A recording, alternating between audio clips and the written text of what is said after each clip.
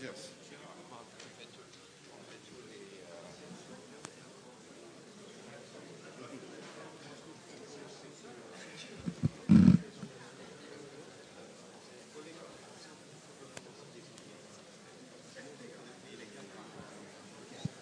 So, meanwhile, the students are going around the auditorium. Just don't be confused. They are going to give you 4 pieces of papers. And meanwhile, the presentations will be going on. So let this with the students. Don't make a fuss about it. And let's get the presentations. Okay, so my proposal is that there will be the presentation. When the presentation is finished, you can vote on the first candidate. The ballots will already be collected so that the results can be computed while we are making the next presentation. So we are not going to wait until the very end. Yes?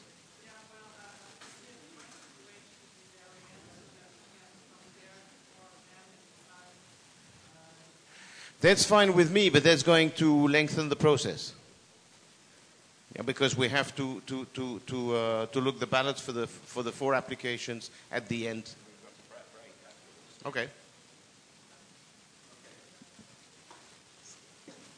Okay. Good morning, everybody. My name is Juan Jesus Perez. I am Vice Rector for International Policy of the Universitat Politécnica de Catalunya, Barcelona Tech, and I'm here to present the Politécnico de Bucarest, the Universitat Politécnica de Bucarest. I am on behalf of this university, and this is their presentation. So this year is their 200th anniversary, and in fact, the university was created in 1864, but the first school was created 200 years ago. And in fact, it's a university of regular size, 30,000 students, devoted only to engineering, and it's the largest university in Romania. It's also a hub for research in the region, and on the other hand, has some relationships with other universities, and according to what they say, they are investing in innovation. So it's a hub to produce innovation a very important hub to produce innovation in the region. So, as we said, 30,000 students. It's a research university. It has a PhD degree. And in regard to the bachelor's, they have 17 major fields, as you can see, and 75 different specializations. The bachelor's is 4 years. The Master of Science is 2 years, and they have about 180 specializations. And the PhD, they have organized in such a way that they have 14 fields of engineering and science, a duration of 3 years. I looked at what is the reason that they have so many degrees. The reason is that they have 17, they are organized in 17 faculties, what they call faculties. And in fact, every faculty has of the order of 5 specializations. So it makes a total of these 75 plus 180 specializations.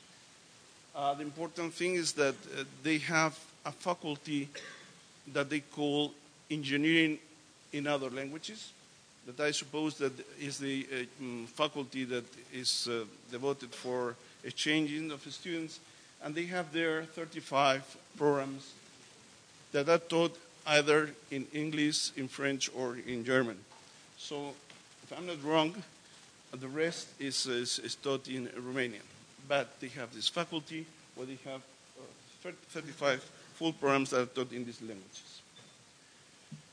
Anyway, they are involved in research. So here there are some data about their organization, 51 research centers. They are proud of two new research facilities that I will show in the next slide, 70 laboratories.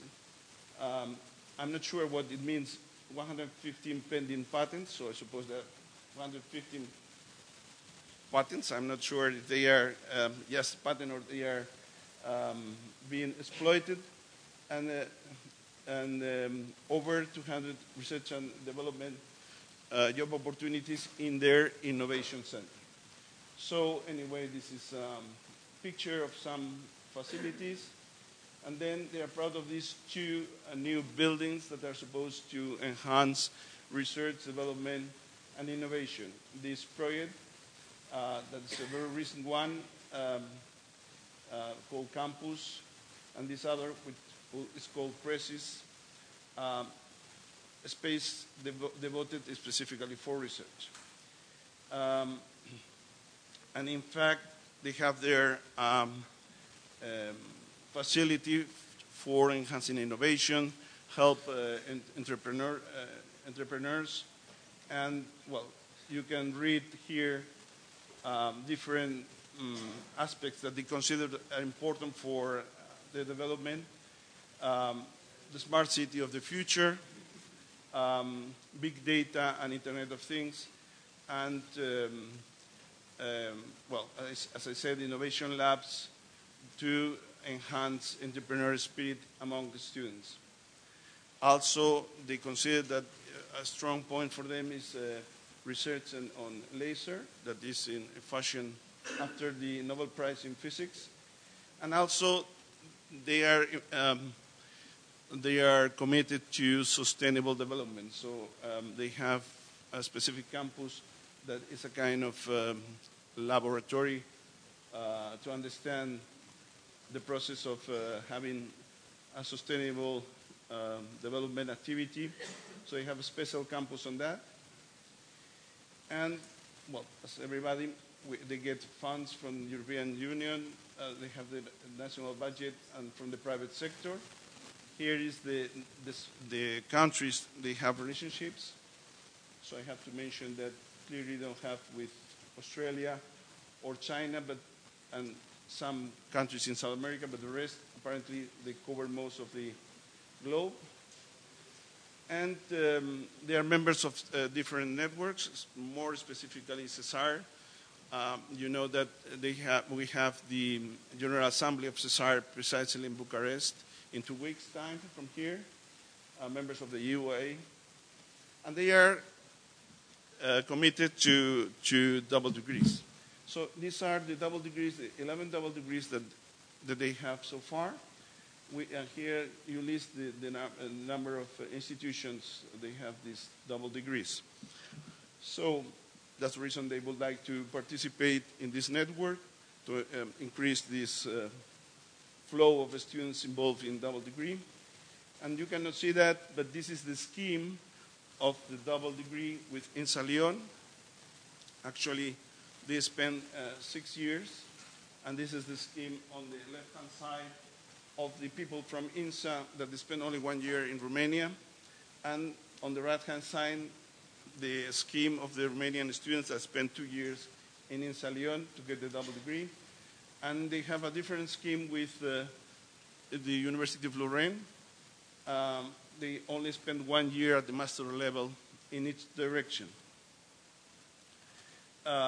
So as I said before, I understand that all these international exchanges go through this Faculty of Engineering in Foreign Languages, which is the faculty that holds these 35 programs in different languages, English, German, or French.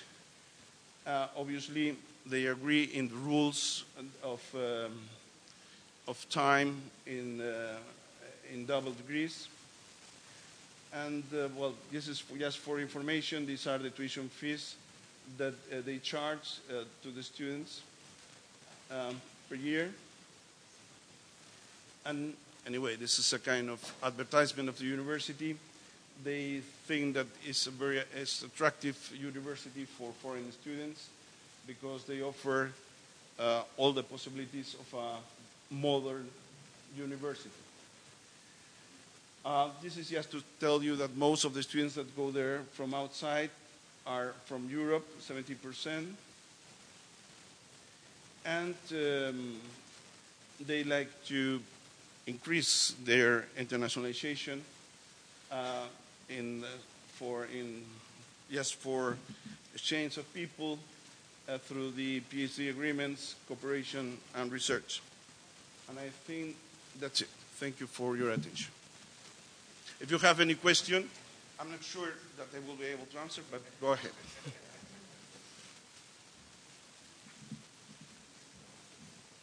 This is like an examination. Huh?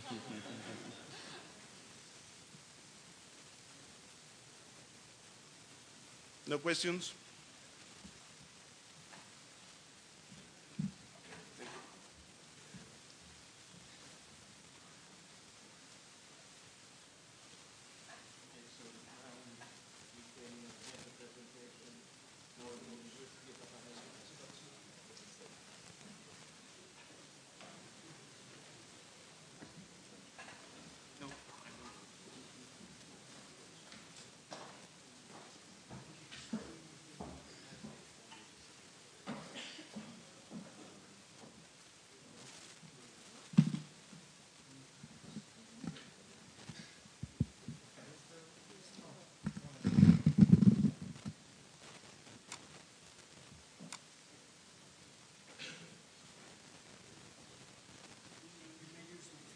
Okay. Yes, this button. Okay. Forwards.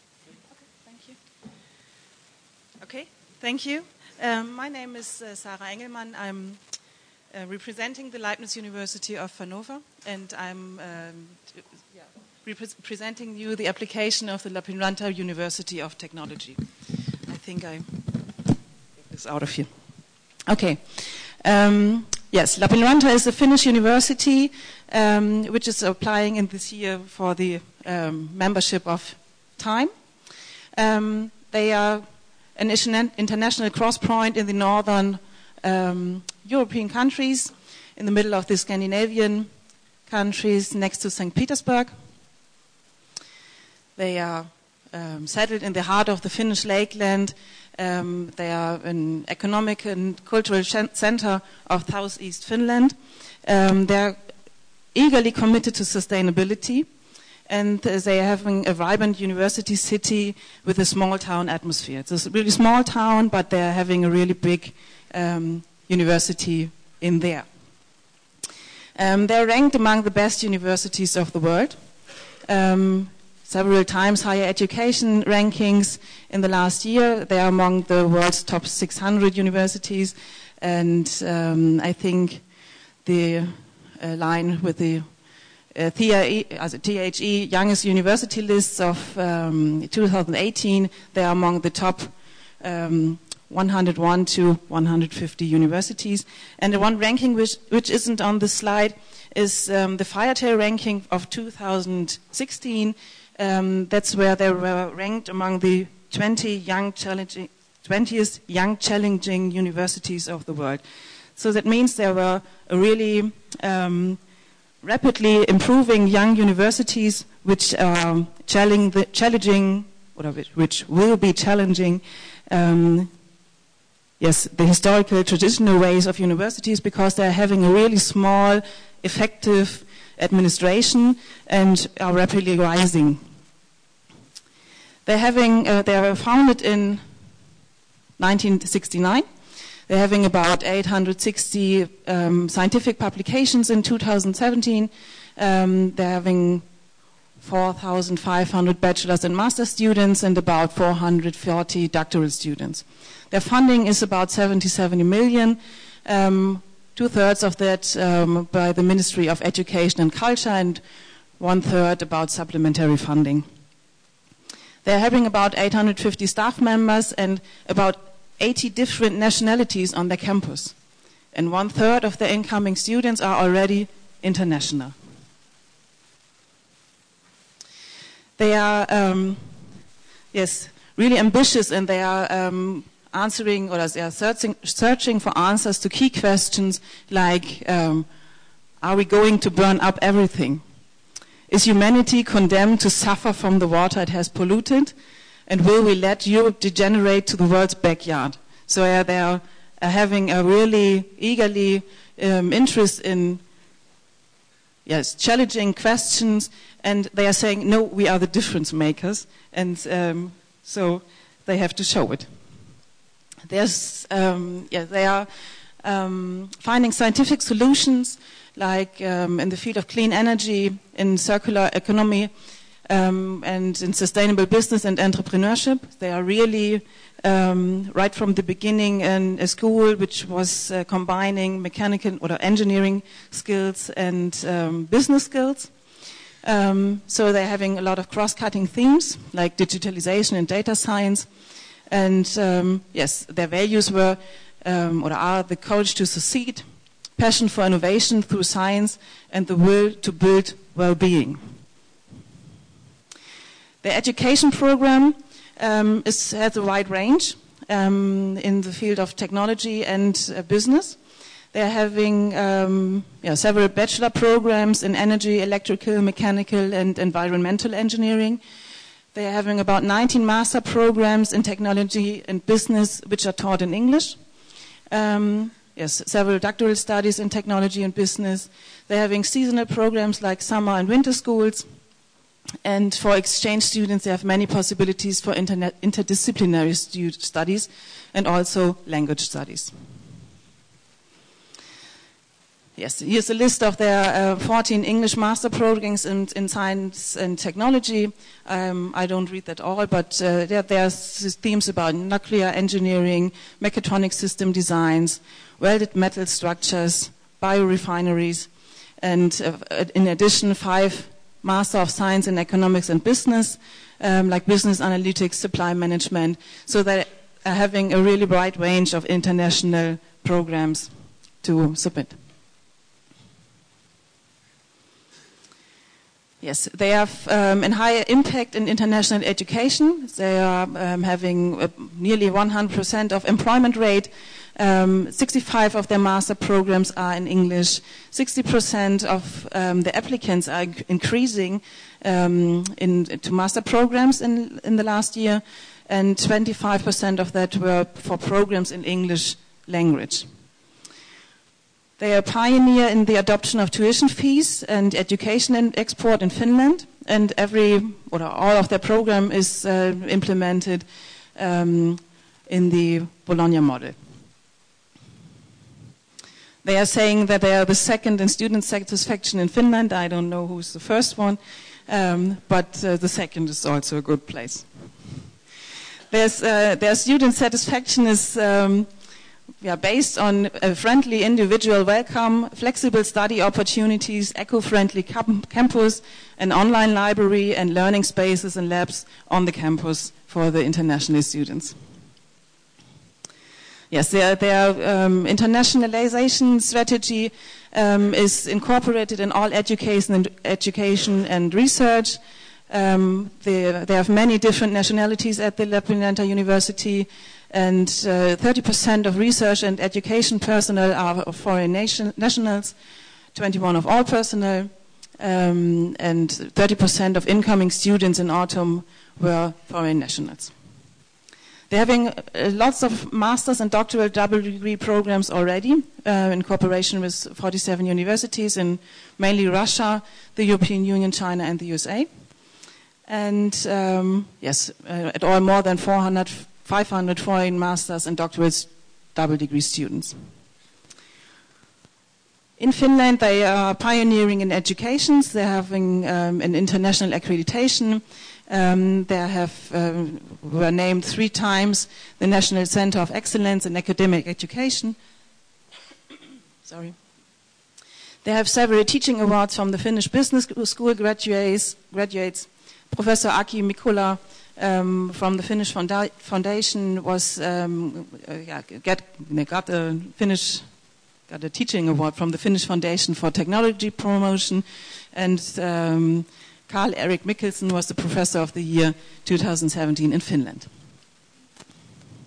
This is a list of their double degree partners in 2018, also the actual list of the programs they are already having.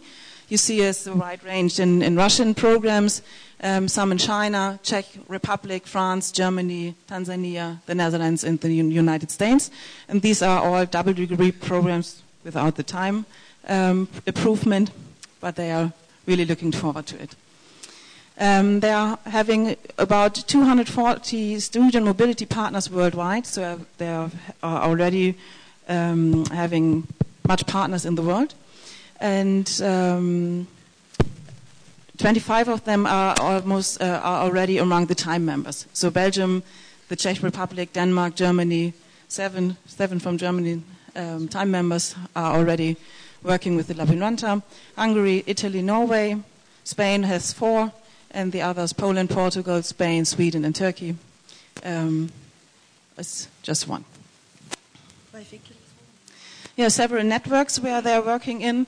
The European University Association, the network of the rectors and deans of the technical universities in the 5 Nordic countries, the European Foundation for Management Development, Association to Advanced Collegiate Schools of Business, and the European Society for Engineering Educations. So they are having already a lot of experience in international networks. The tuition fee in Lappeenranta University is about 10,000 euro per year for 1 academic year, so it's 5,000 per semester. And citizens of a country outside the European Union and Switzerland are required to pay tuition fees. But Lappeenranta is working with Lappeenranta is promising and they are granting scholarships for students with double degree partner universities in the amount of the tuition fee. And in 2-way bilateral double degree agreements, Lappeenranta practice has been in the past that students pay tuition fees in its home university and not in addition some fees in Lappeenranta. Yes, teaching languages in Lappeenranta are mostly English, but also in Finnish. Yes, and they are having 1 bachelor program in English, and the other bachelor programs are one in English and the others are in Finnish. And they are having a wide range of English study programs, and this is, in addition, a list of courses in the field of energy technology, mechanical engineering, electrical engineering, industrial and computational, so that they're having a lot to offer. They're having a student workplace, it's a Heinemann Center, where it's a free lab for students to create and develop ideas and test solutions. And here some pictures. The green campus of Lappeenranta is for real, so they are living in a green environment and they are having economic and ecologic high values. Yes. Thank you for your attention.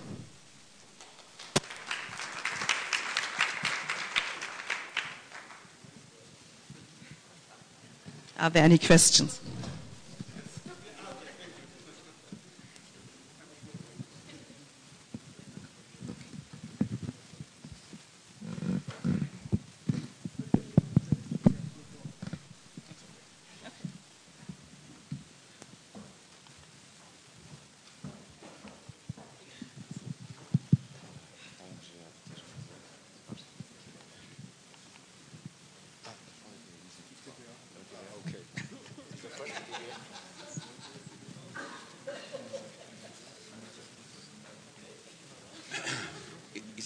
Is it TV? I think it would be a useful information to have to know how many double degree programs with time partners each of the applicants already has. I saw some in the list from Bucharest and also in the list of Lappeenranta. But I think that's a useful piece of information. So if we could obtain it from the presenters, that would be useful, I think. Okay, thank you very much. Good morning in the morning. Please avoid some comments about my sexy voice, okay? But there is strong reasons for that. I will present two different institutions, two different institutions. The first one, with different scopes. The two institutions are outside Europe, and I think it's very good for our T.I.M.E association to have this kind of dispersion in terms of regional approach. So one is from Latin America, and another one will be from New Zealand. So the first one is ITBA, Instituto Tecnológico de Buenos Aires. So this is an introduction. It's one of the first private universities in Argentina. It's the only private university with a specialization in engineering, technology, and management.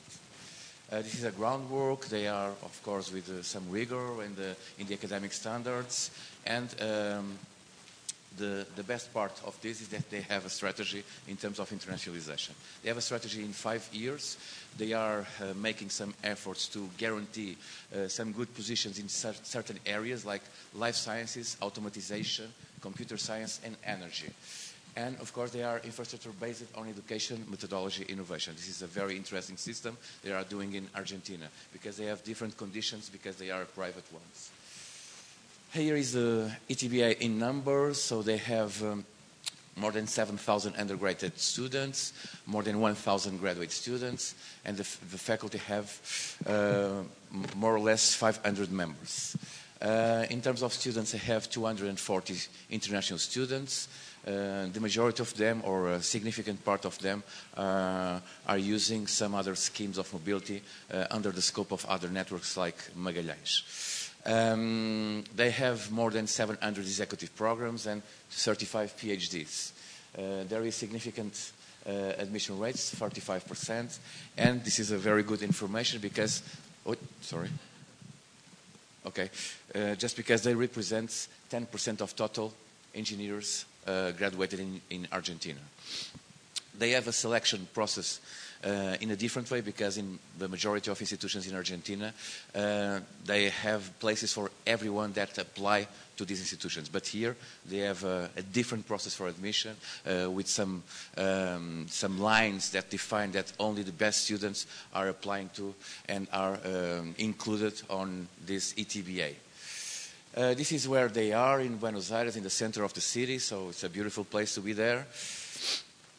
This is the education system. They contribute with the undergraduate programs with 4 years typically, but in case of engineering there is a program with 5 years. They have, of course, the postgraduate, the second level with 2 years, and the PhD for 4 years. In Argentina, with the 5 years, it's possible to become an engineer, okay, to apply to and to work on engineering. They have some undergraduate degrees in engineering and management school, engineering and technology school. I could mention bioengineering, mechanical engineering, naval engineering, petroleum engineering. So a diverse scope of areas are integrated on the programs of ETBA. The other areas that I mentioned, but this is more focused here about the research areas they are having in the graduate school. They have the productive development and innovation, competitivity, technological innovation, infrastructure, sustainability, systemic innovation, and leadership. So this is a school that is very focused on the questions of entrepreneurship and the connection with the companies. So they have lots of executive programs also. Some of them are very focused in engineering fields like the petroleum, gas and energy, or information technology, or logistics and manufacturing. They have only 2 PhDs, but I think this is a strategy for the internationalization in ATBA now. They are moving to have more. They have a global one in engineering and another one in systemic innovation. This is one of the areas of research now in ATBA. So this is university, global integration, solid connections with private companies and public agencies, entrepreneurial expertise, and hardcore R&D. So this is the big sentences for this institution. As a global university, they have 250 international students, as I mentioned before, and they are integrated in 3 different networks. One is the GA3, Global Engineering Education Exchange, and Magalhães. They are the best 2. The first one is a more local network that involves only Argentinian institutions. They are a sort of significant courses and programs in English. and they receive some visiting professors for academic exchange. This is here some examples from, they receive professors from MIT, Carnegie Mellon, Texas, University of Oklahoma, Purdue University, and from some schools from France, etc., from KIT. So there is a lot of interaction in terms of internationalization. This is the bilateral agreements I have with some of you, of course. They have with technical also. In the last year, I think we are receiving 10 students from ETBA. We have a solid and strong relation and cooperation in terms of academics with ETBA. And I think they have a kind of quality stamp in these students. So this is the networks that I mentioned. This is the programs, the joint degree programs that they have in mechanical engineering, in business administration, here with some partners, in mechanical industrial engineering with Poli-USP, for instance, with software engineering, with the UIS Technical VN, or the Magister in Geoscience partner with IPF school, the Magister in Energy with the KIT, or the Magister in Strategic Management with the EOI in Madrid, Spain. So this is the double degree agreement levels where it's possible to have this in the 3 last years of engineering undergraduate programs and in the second year of the postgraduate programs. The tuition, they have tuition fees waived. The agreements are based on cooperation, so no fees to be paid at ETBA for incoming students. They have a total university courses 80% in Spanish, 20% in English. I think it's a good and standard rate for an Argentinian institution, so maybe we could help them to improve these statistics if they are getting in the T.I.M.E association. So the 30% of master degrees are in English, and 100% of the students of ETBA speak English as academic requirement. So they need to go to technical because in technical Lisbon, all the masters are taught in English. So they have some laboratories and centers of excellence in energy and environment, in mechanical engineering. I could describe, but I think we don't have enough time to this, and you are tired, of course. There is other laboratories and centers of excellence in electronic and communications, in multidisciplinary areas, or in IT, or in management.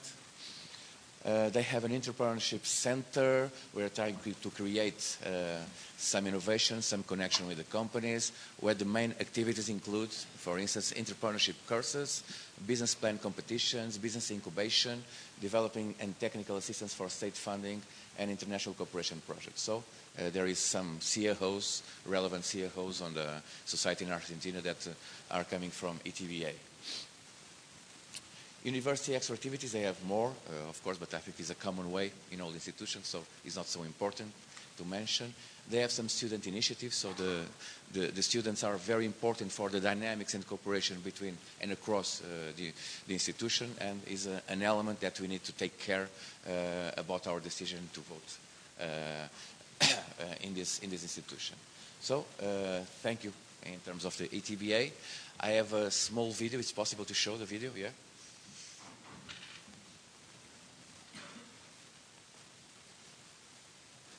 Video. No, this one, the last one, the last one.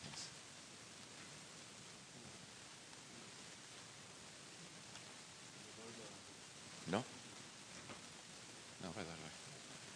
Põe lá outra vez.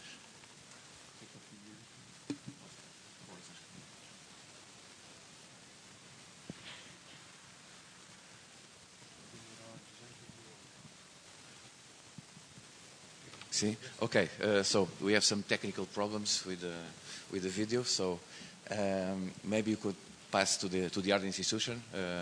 It's better, no? Yes. Okay. So the other presentation is... I will try to be quick and fast, okay?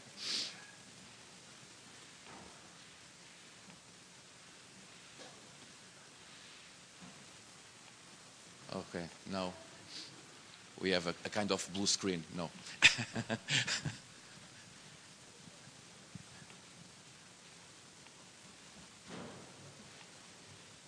It's not working?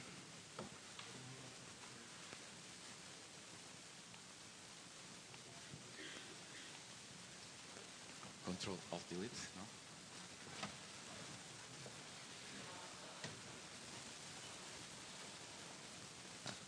Está a dar o vídeo, dá o vídeo. Okay. We have light, okay? This is the University of Canterbury. I don't know if you know, but the majority of the institutions in New Zealand are positioned in the best 500 universities in the ranking of KES. So this is one of the examples of the 8 universities that we have in New Zealand ecosystem for higher education institutions, and I'm trying to present University of Canterbury. Where is, okay, it's here. So, this is a location in one of the islands of New Zealand, okay, in the south part of New Zealand. In the center, in the Christchurch, is the garden city, considered the garden city in New Zealand. It's the first impression, some pictures, some images. They have some relevant buildings. They are quite new and more focused on the entrepreneurship also. And the other ones more old-fashioned, but I believe with a strong quality to guarantee to our students of time conditions to proceed with some double degrees. So one of the weak partners of the institution is that they don't have double degrees. But I think there is a very irrelevant position for us because according our position in terms of international dispersity, we need to have more institutions in different regions in the world. So in New Zealand, as you know, as I mentioned, they are very well positioned in the ranking. So maybe this is a good starting point to have this kind of collaboration with them. They are established in 1987. It's the second university in terms of years in New Zealand. They have a Nobel laureate, Ernest Rutherford, that studied in the university in the other centuries. This is an overview. They have more or less 40,000 students. More or less 3,000 are from the College of Engineering. And they have some areas, here is not very clear, but is civil and natural engineering, is computer science, is biotechnical, is chemical and mechanical engineering. They are the 5 different areas, departments in the College of Engineering. So they have a kind of international comparability of tertiary qualifications because they are members of the Lisbon Recognition Convention. So they are able to produce some good interactions in terms of international cooperation with our partners here at T.I.M.E Association. This is a kind of graduate attribute. This is the rankings where they are. They are in the best 215 universities in KES ranking, and this is 15 subjects that are ranked in the world's top 200. I could mention engineering civil, where they are in the best 100 in the world. Okay, I could mention also computer science, where they are in the best 200, or electrical engineering, where they are also in the best 200 in the world. This is concerning the tuition fee policy. This is more or less the values that they cover for the tuitions. Just to reference, $1 New Zealand dollar is equivalent to 0.55 euros. Okay, we need to split by 2 to have the number, the amount in euros. This is 2 different perspectives because they have the perspective of the whole year, okay, with 120 points, and you have the perspective of only one curricular unit that represents the 15 points, okay? Just to have the differences between in concerning the tuition fees policy. This is the same. It's another one for domestic postgraduate. It's not so important. And the international undergraduates, 1 year full of study, they have more or less a fee of $20,000 in terms of New Zealand. So 12,000 euros, okay, for a complete year. For PhD, it's a little bit more, $32,000. It means 16,000 euros with a conversion. They have international postgraduate masters, is most relevant here because if you are talking about the Master of Applied Data Science, it's around 34,000 euros. In terms of international cooperation, they have cooperation with some institutions, with Peking University, University of Hong Kong, Maidol University in Thailand, National University of Singapore, in Europe with Lund, with University of Copenhagen, University College of London, of course with us. It's a very recent collaboration with us, but a very strong collaboration. We receive already students from there. They are very good, very nice students. They are top students in the area of energy. And we are becoming also cooperation in terms of research, mainly in areas like energy, like computer science, like aerospace engineering. They are very good on these areas.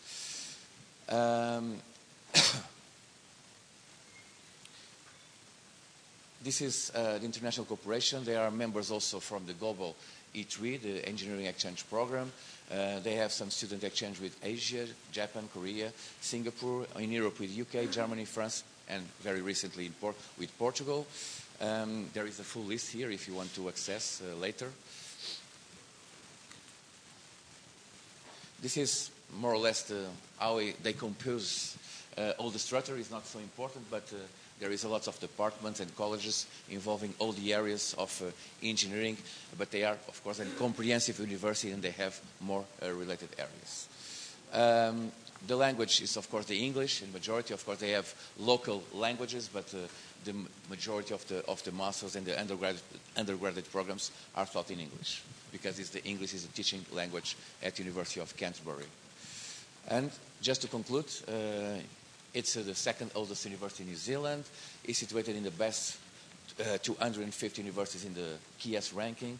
They have a strategy for internationalization and partner institutions all over the world, but only focus on bilateral. So I think we need to improve this part with a partner if you vote with good conditions.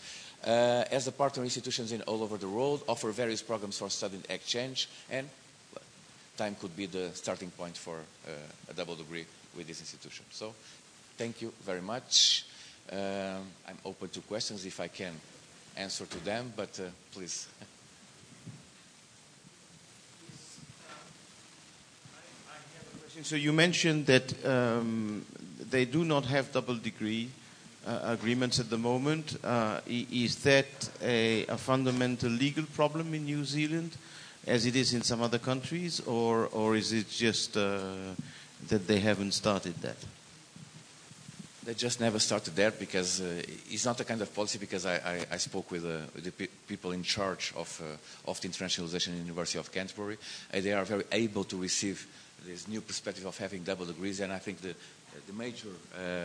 major advantage of being a member of T.I.M.E Association network is to develop this kind of joint degrees. They are very focused on that now. So I think we can help to reach this goal, okay?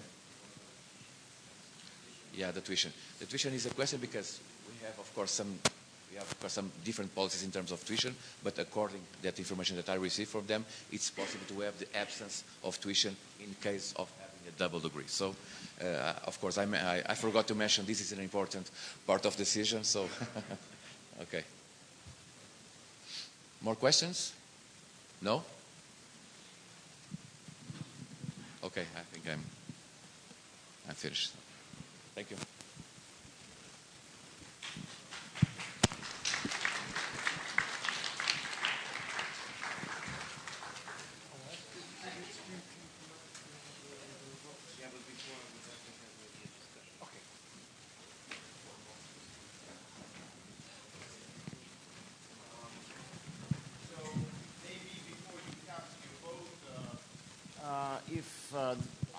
I think this is the time for discussion. If you have remarks to make about these applications, which are not questions that you would have posed to the presenters, I would suggest that you do that now.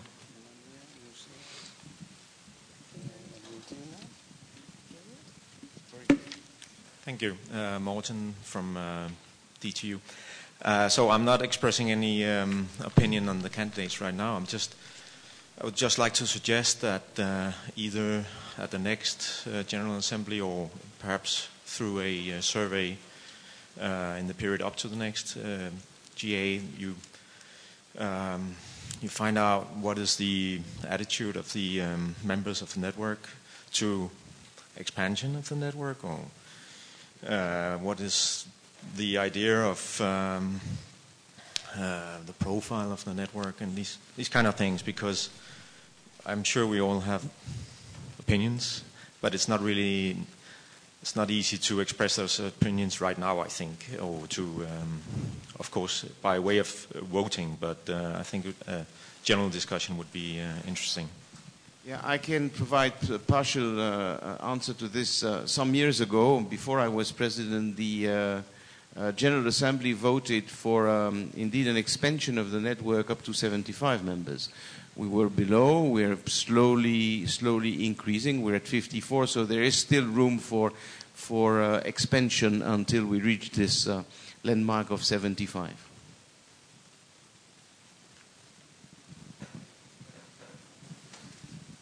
There is also in the advisory committee there is an ongoing discussion about the strategy, which are the regions that we should cover, and you saw.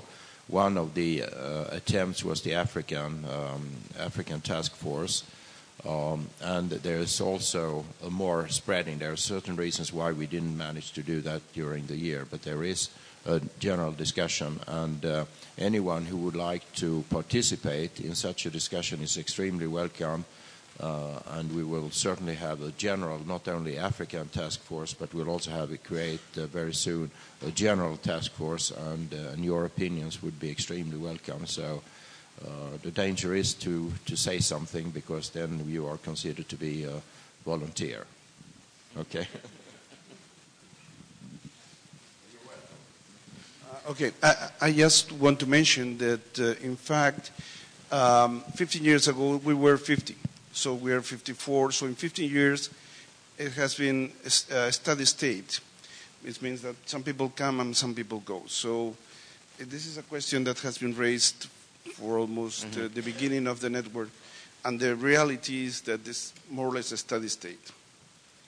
Yes, that's right. Okay. Another suggestion, I think that in addition to the presentation, it would be very useful to have an internal report about each candidate with the key information we would like to know, such as collaboration with already T.I.M.E members or position in the rankings and so on. Very key information. Yeah, that's a very good suggestion. So that's homework to do from the advisory committee, I guess. Yeah. For the next applications, yes. Just one comment. Are we sure that if we vote yes, they will join? I would like to avoid the uncomfortable situation like maybe we do have with Bandung, for example. How the supporters are aware of the willingness of the candidates to go in the network. So that's a question. It's difficult to answer, but I would like not to vote yes and then nothing happen after. Yes, this must be answered by the presenters. Did the presenters make sure that the highest authorities in the institutions that are presented now are favorable to admission?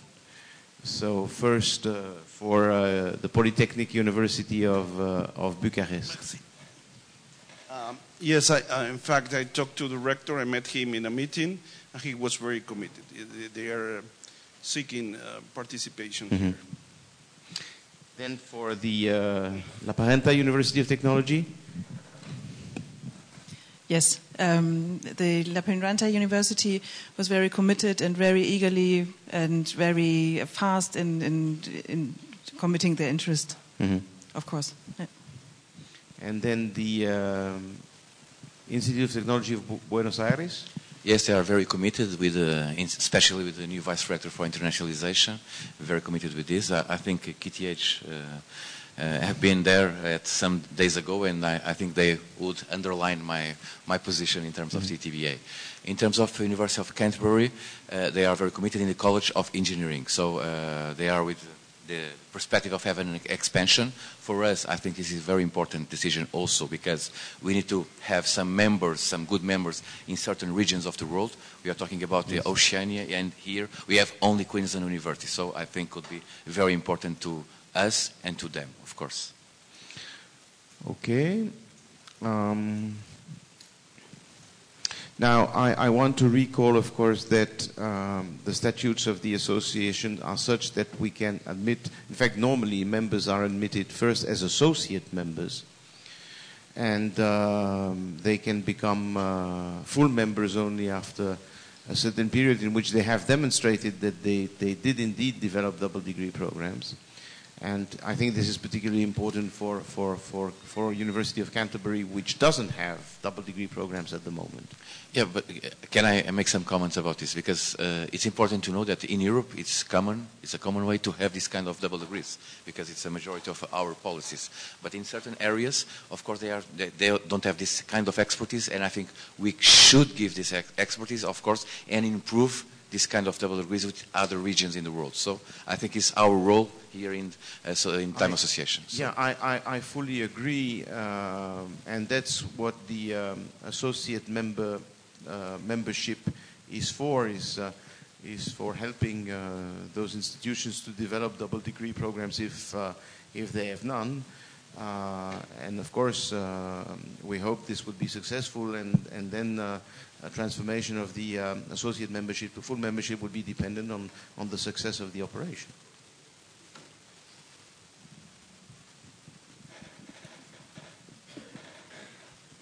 Yeah, just one additional comment. It would be nice, but maybe for the next run, to have also the list of the supporters. As far as I remember, each candidate should have 2 to 3 supporters. The one who present, but also 3 letters of support. So it would be nice to have the list of the supporters, maybe in the report that Arantxa is asking for, maybe.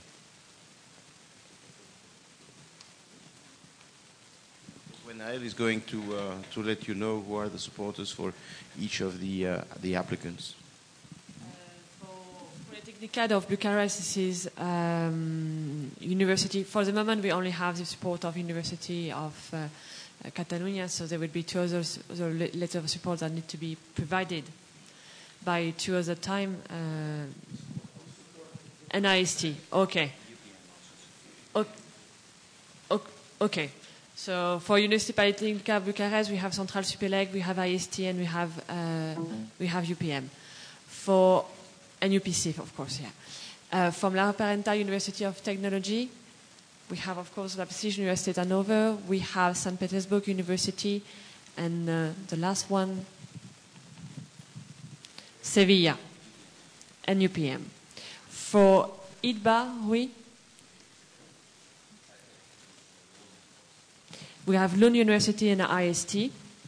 And from University of Canterbury, at the moment, we only have IST. So also it's a matter for them. And Lund, we have Lund and IST and Berang. Okay.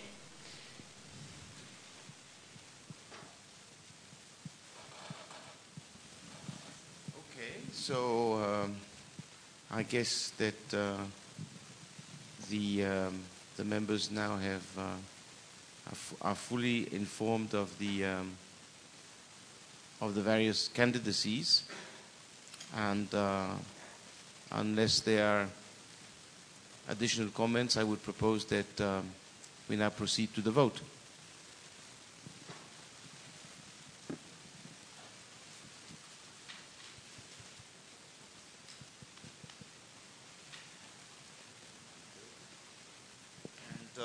And when the vote is finished, then we can go for the coffee break and have here a number of people to go over the ballots to see the results of the vote.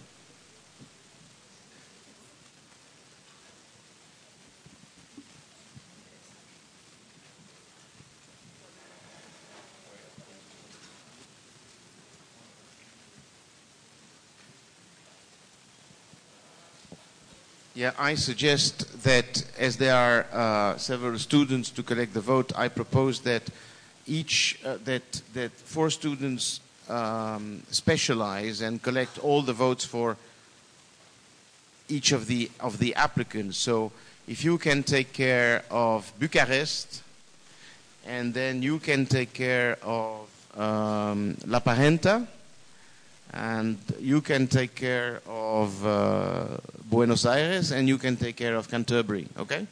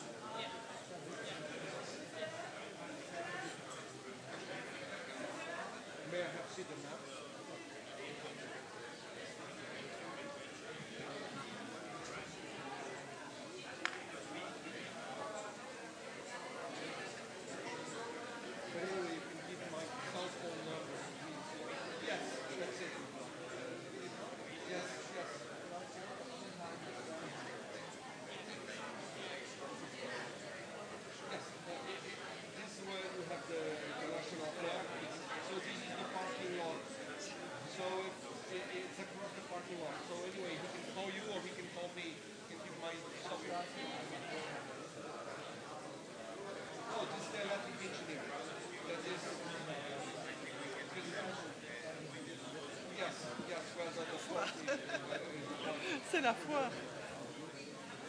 Il faudra revenir à la feuille des institutions, hein, parce qu'ils ont distribué les votes. On n'est pas sûr qu'il n'y a qu'un vote par institution. Avant, on appelait et on venait mettre dans la boîte.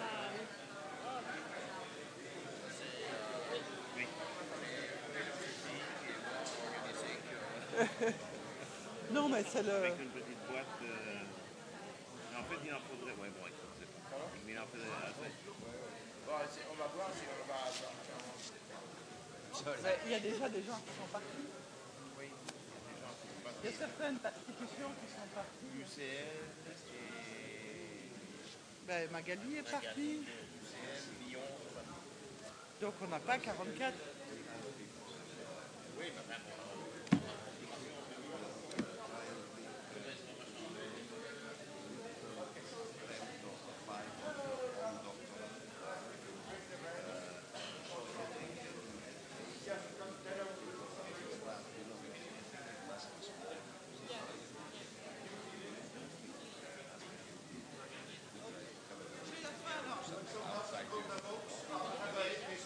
Here, so let me sit with you then. I'll do the New Zealand. first of all, New Zealand. New Zealand. So New Zealand.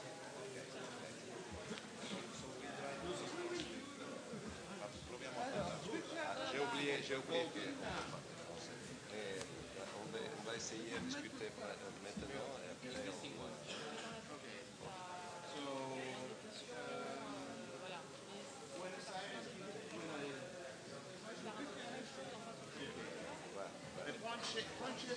on va... Ok. Il y a des chaises là derrière. Ça c'est dans le système. On va commencer par la Nouvelle-Zélande, d'accord?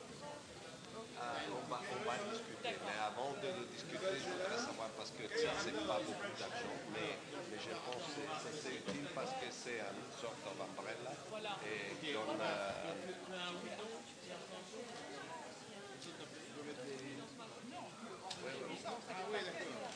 Ok. On peut la... Ok. Je vais y penser. Ok. Merci. À plus tard. Ciao.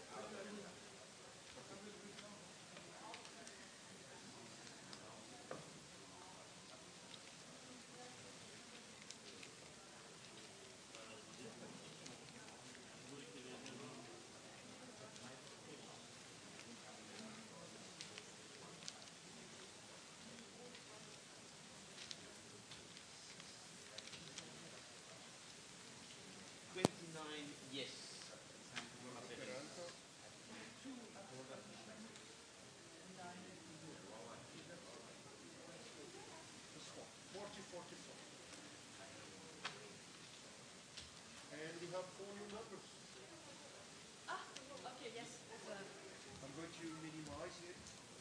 Okay, and then we are going to compare. 29?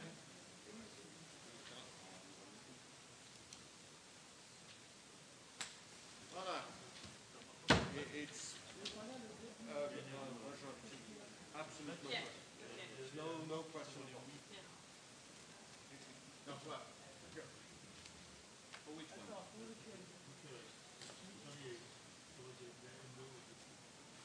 28, 9. This is a Bucharest one. Bring back the Bucharest one. 28, 9. Doesn't change. No, it doesn't change.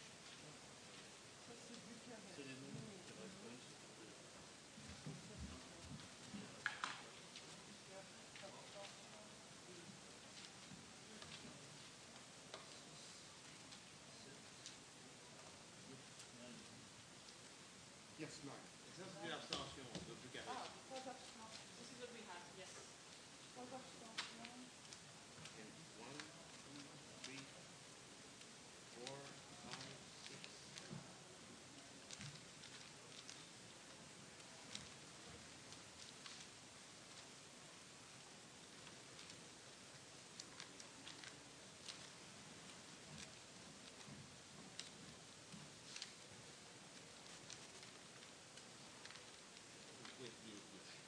So, all shut.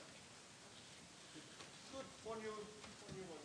Now I'm going to minimize as soon as you want to announce I'm going to. RTPP. Okay.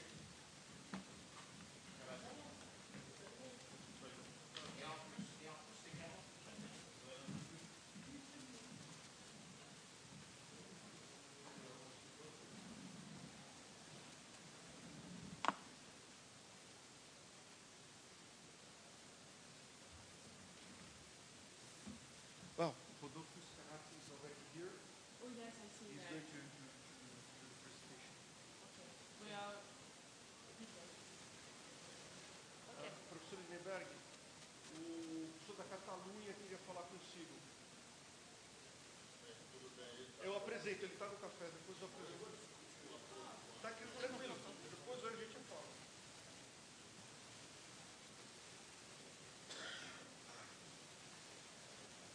Just let me introduce you to Bernardo Guilherme, general secretary, Professor Rodolfo Scarati Martins.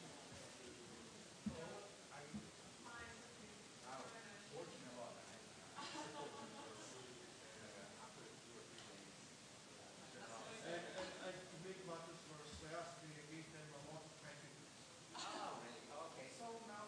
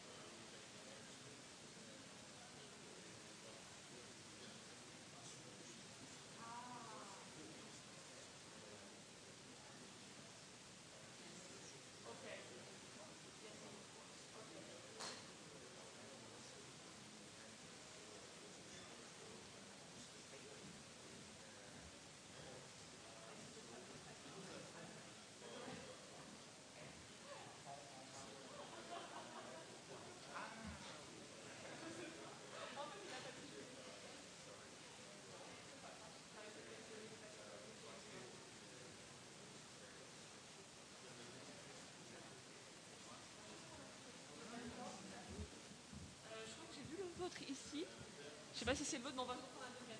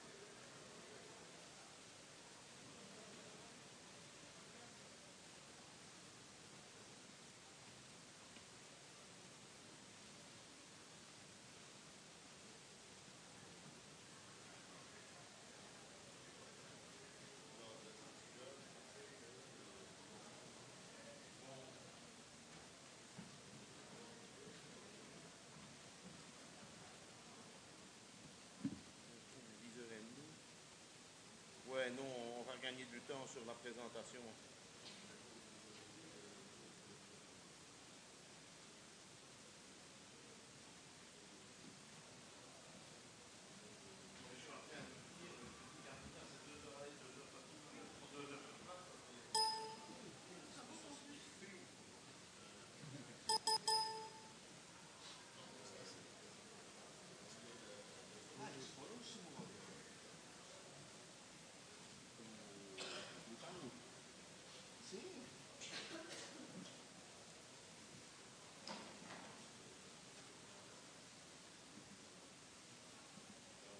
Je vais regarder sur Google.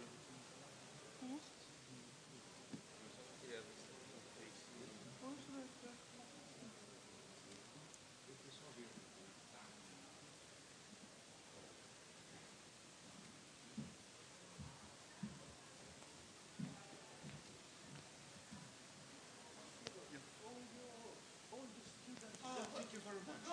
It's a little bit damaged, but No problem. I'm going to thank you very much. Very kind. Thank you. Welcome.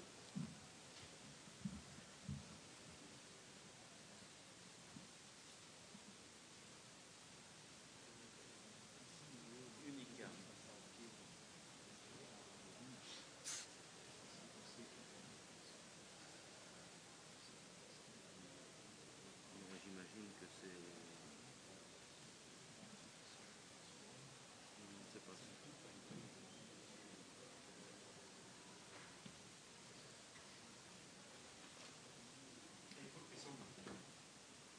Unique, itinéraire. Si je mets position actuelle, c'est ça.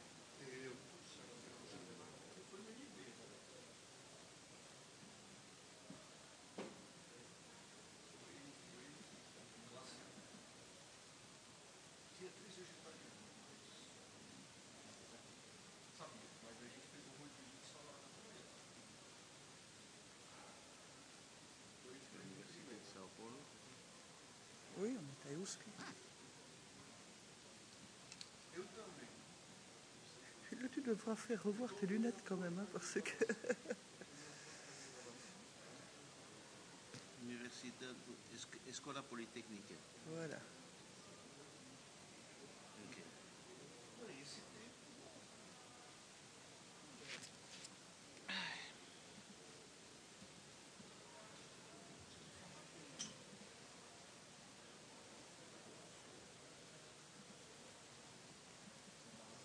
La personne qui représente l'ENSTA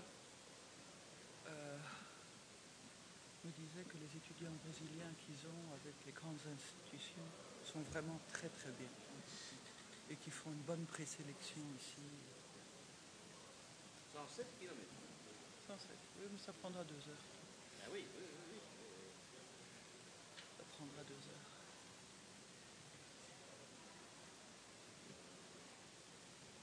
Ah, là, tu es sérieux. Là, tu es sérieux sur la photo.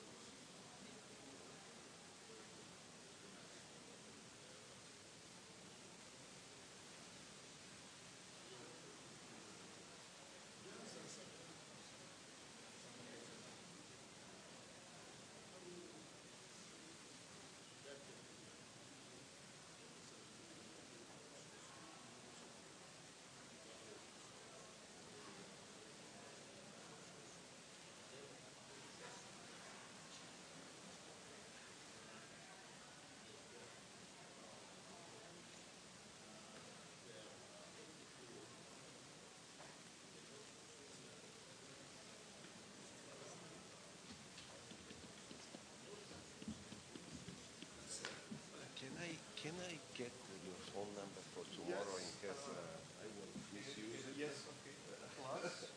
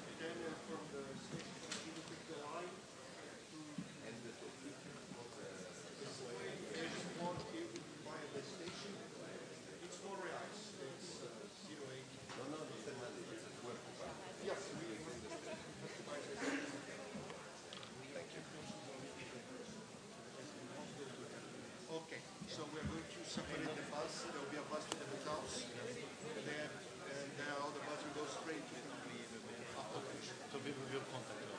Yeah. So the other two guys not go. Okay, fine. Já passaram a ônibus. Mais 45 ainda. Número redondo do programa. Tá bom. Você me passa o endereço e o portão, me passa no zap o endereço e o portão que eu tenho que entrar dentro do motorista.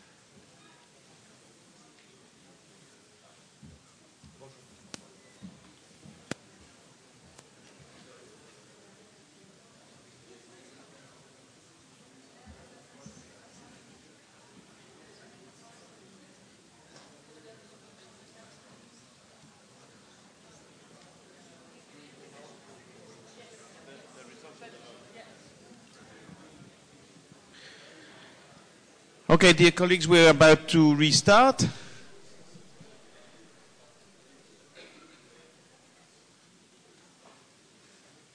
And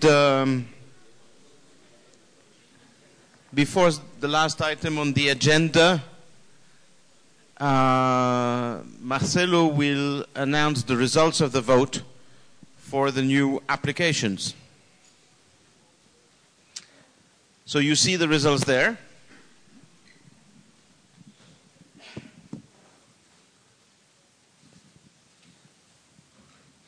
We have 4 new members after your vote. So by vast majority they were approved. And they were the result. Politecnica Bucharest, 28 yes votes, 9 no, 3 abstentions. La Prenta University, Finland, 29 yes, 9 no, 2 abstentions. Instituto Tecnológico de Buenos Aires, Argentina, 30 yes, 10 no, 0 abstentions. University of Canterbury, New Zealand, 36 yes, 3 no, 1 abstentions. So 40 votes for 40 delegations for each new member.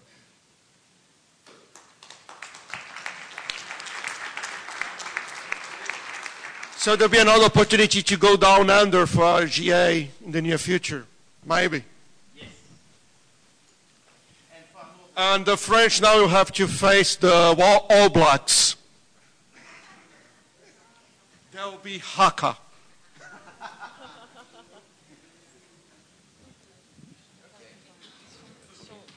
I just would like to remind, we just before the vote, we're reminding the supporters by each institution. I have to say that I will come back actually to the institution to say that the vote, that they are admitted into the T.I.M.E Association, provided reception of all documents, okay? So the General Assembly has voted positively. There are some documents that will need to be provided by the universities, and so this will be confirmed as soon as this document will be provided, okay? Okay, and then the last item on the agenda is a keynote session about opportunities and challenges for the double degree program in Brazil, and the talk will be delivered by Professor José Rodolfo Scarati Martins. Just a brief introduction. Professor José Rodolfo Scarati Martins is member of our International Relations Committee, and he has a very long experience with setting up and managing and running double degrees between some of your institutions and us. So thank you very much, Professor Martins.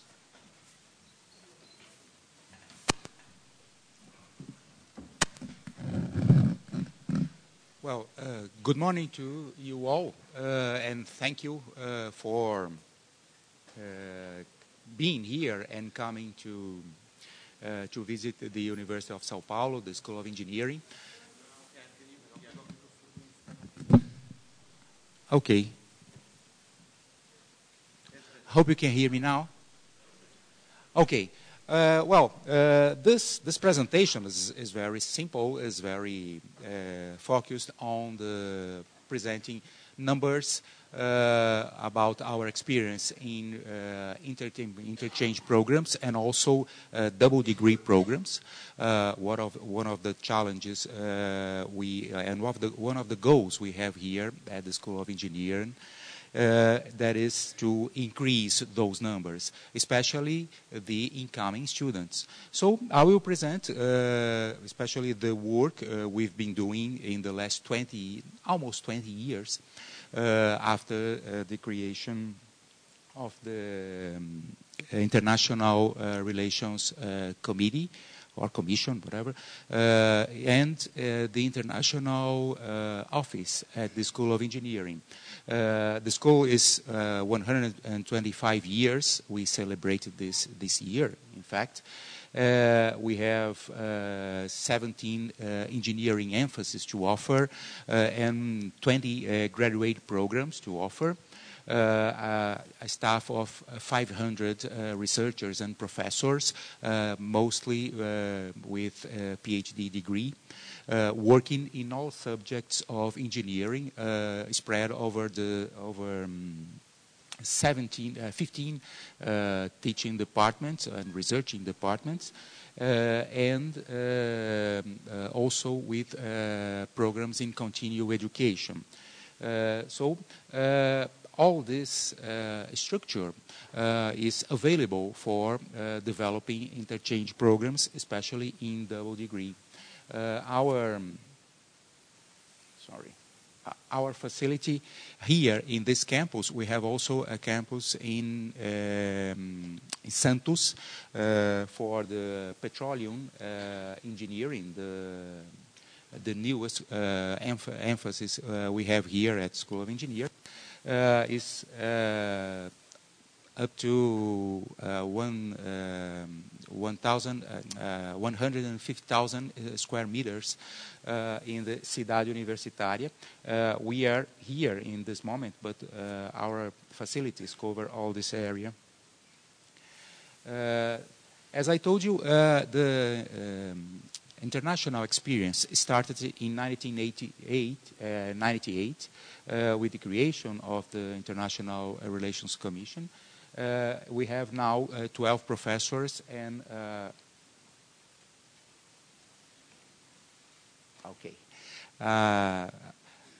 I staff with 4 members working with dealing with all procedures we have, student selections, the agreements for elaboration and approving all the agreements we develop, and the main project is the list of agreements we've already done or we are running up to now.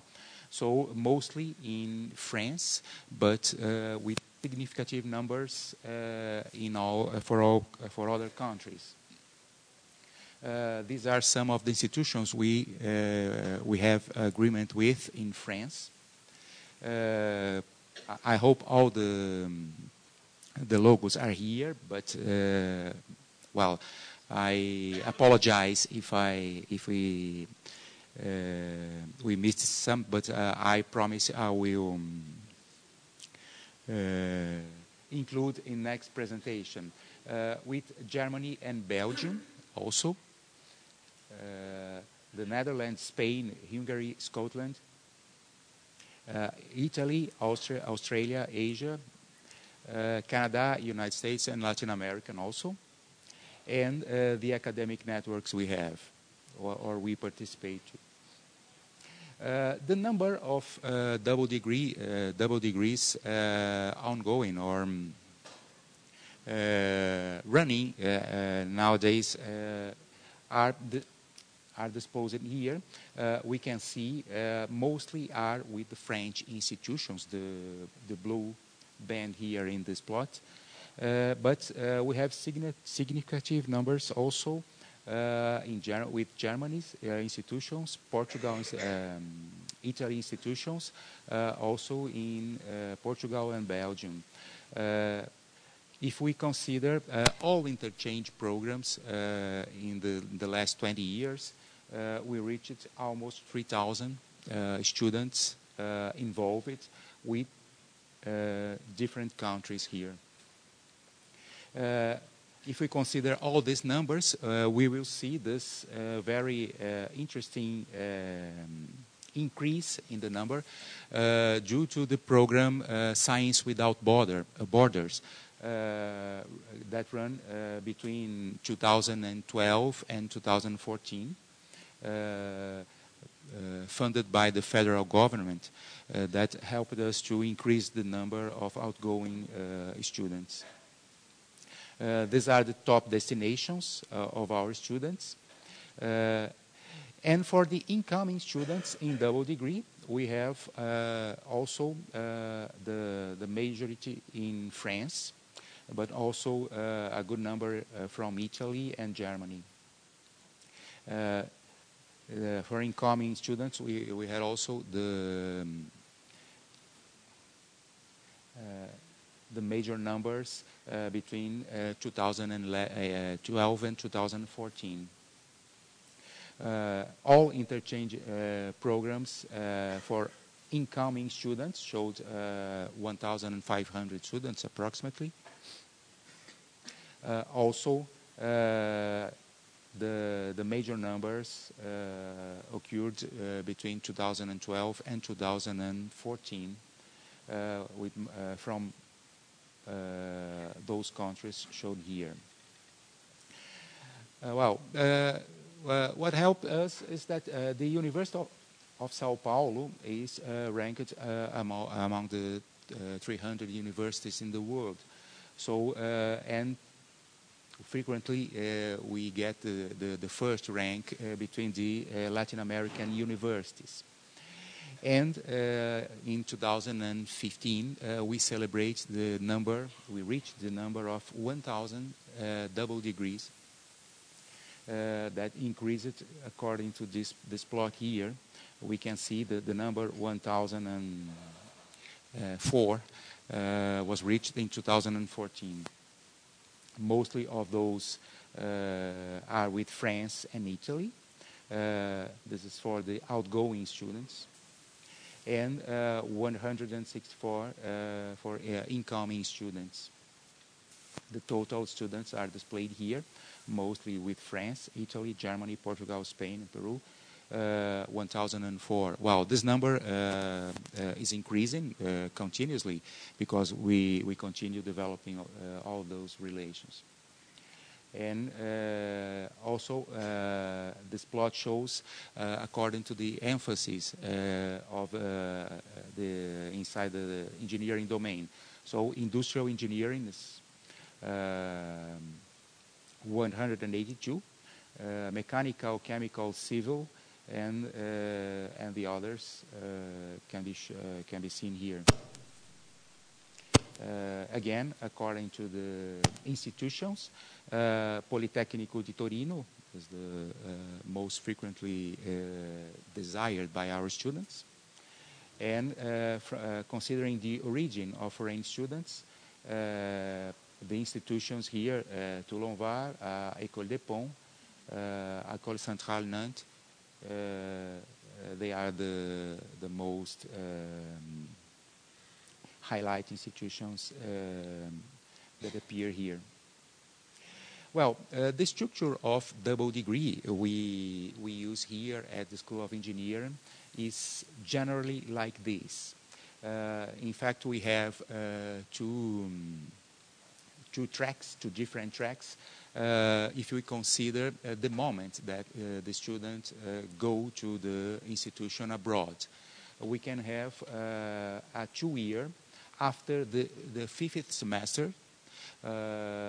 That means that students are selected in the fourth semester and sent to the partner institution after they conclude the 5th semester. So they stay for 2 years, and then they are back to Sao Paulo, to the School of Engineering, to do the 3 remaining semesters. That means the final of the core of the emphasis, and final work, the internship, usually done with an enterprise, in an enterprise, and in this moment they are graduated.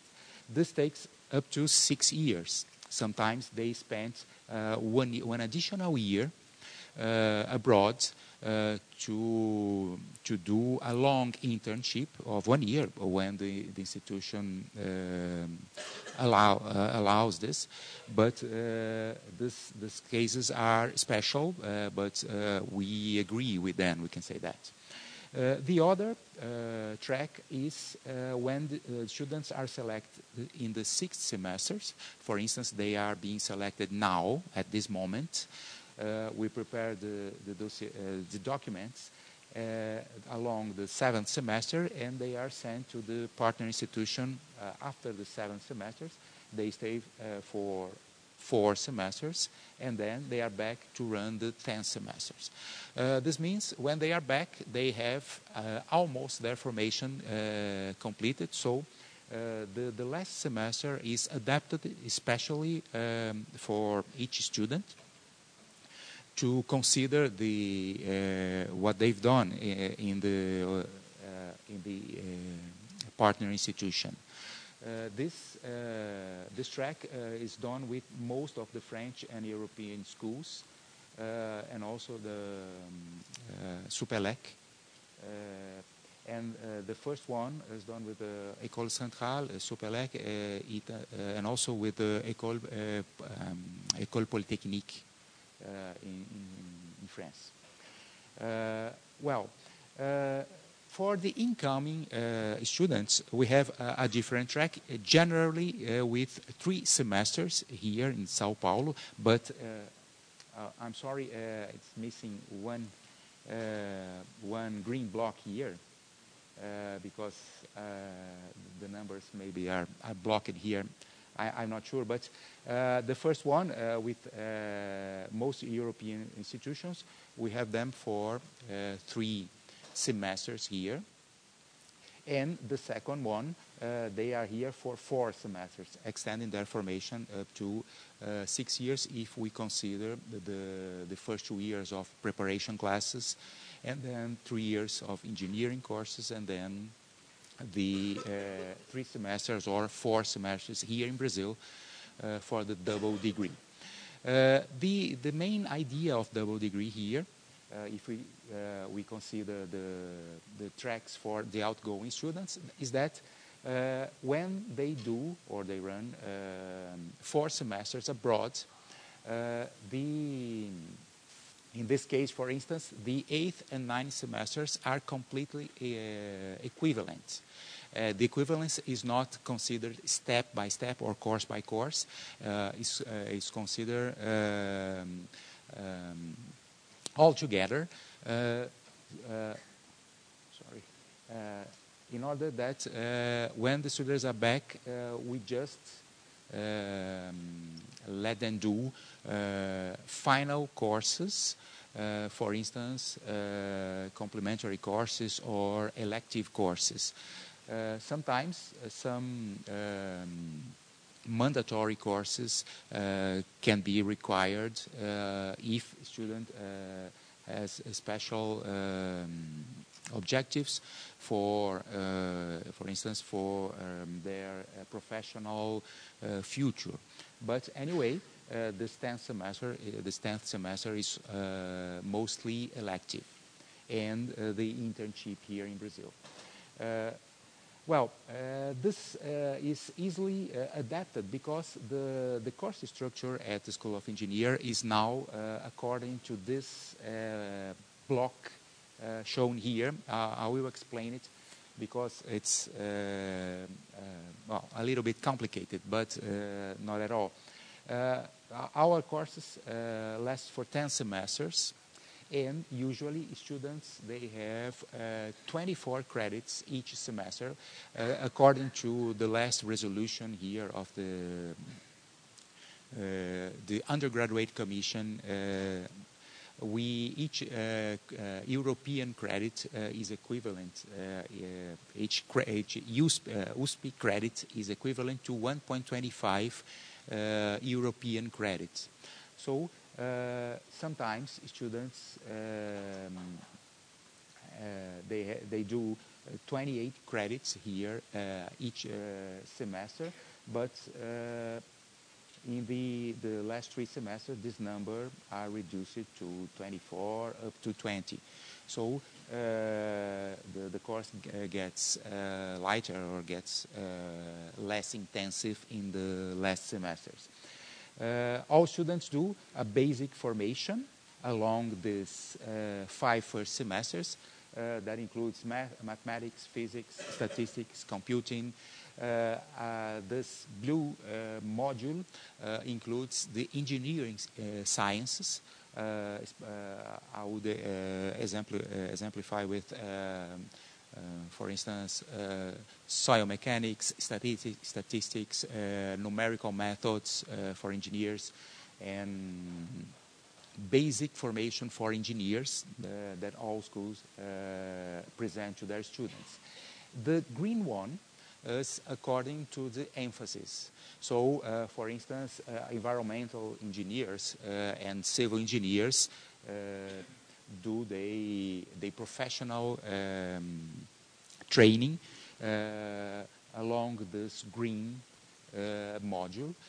For instance, in this group of courses, they learn how to design concrete structures or ports and dams, things like this.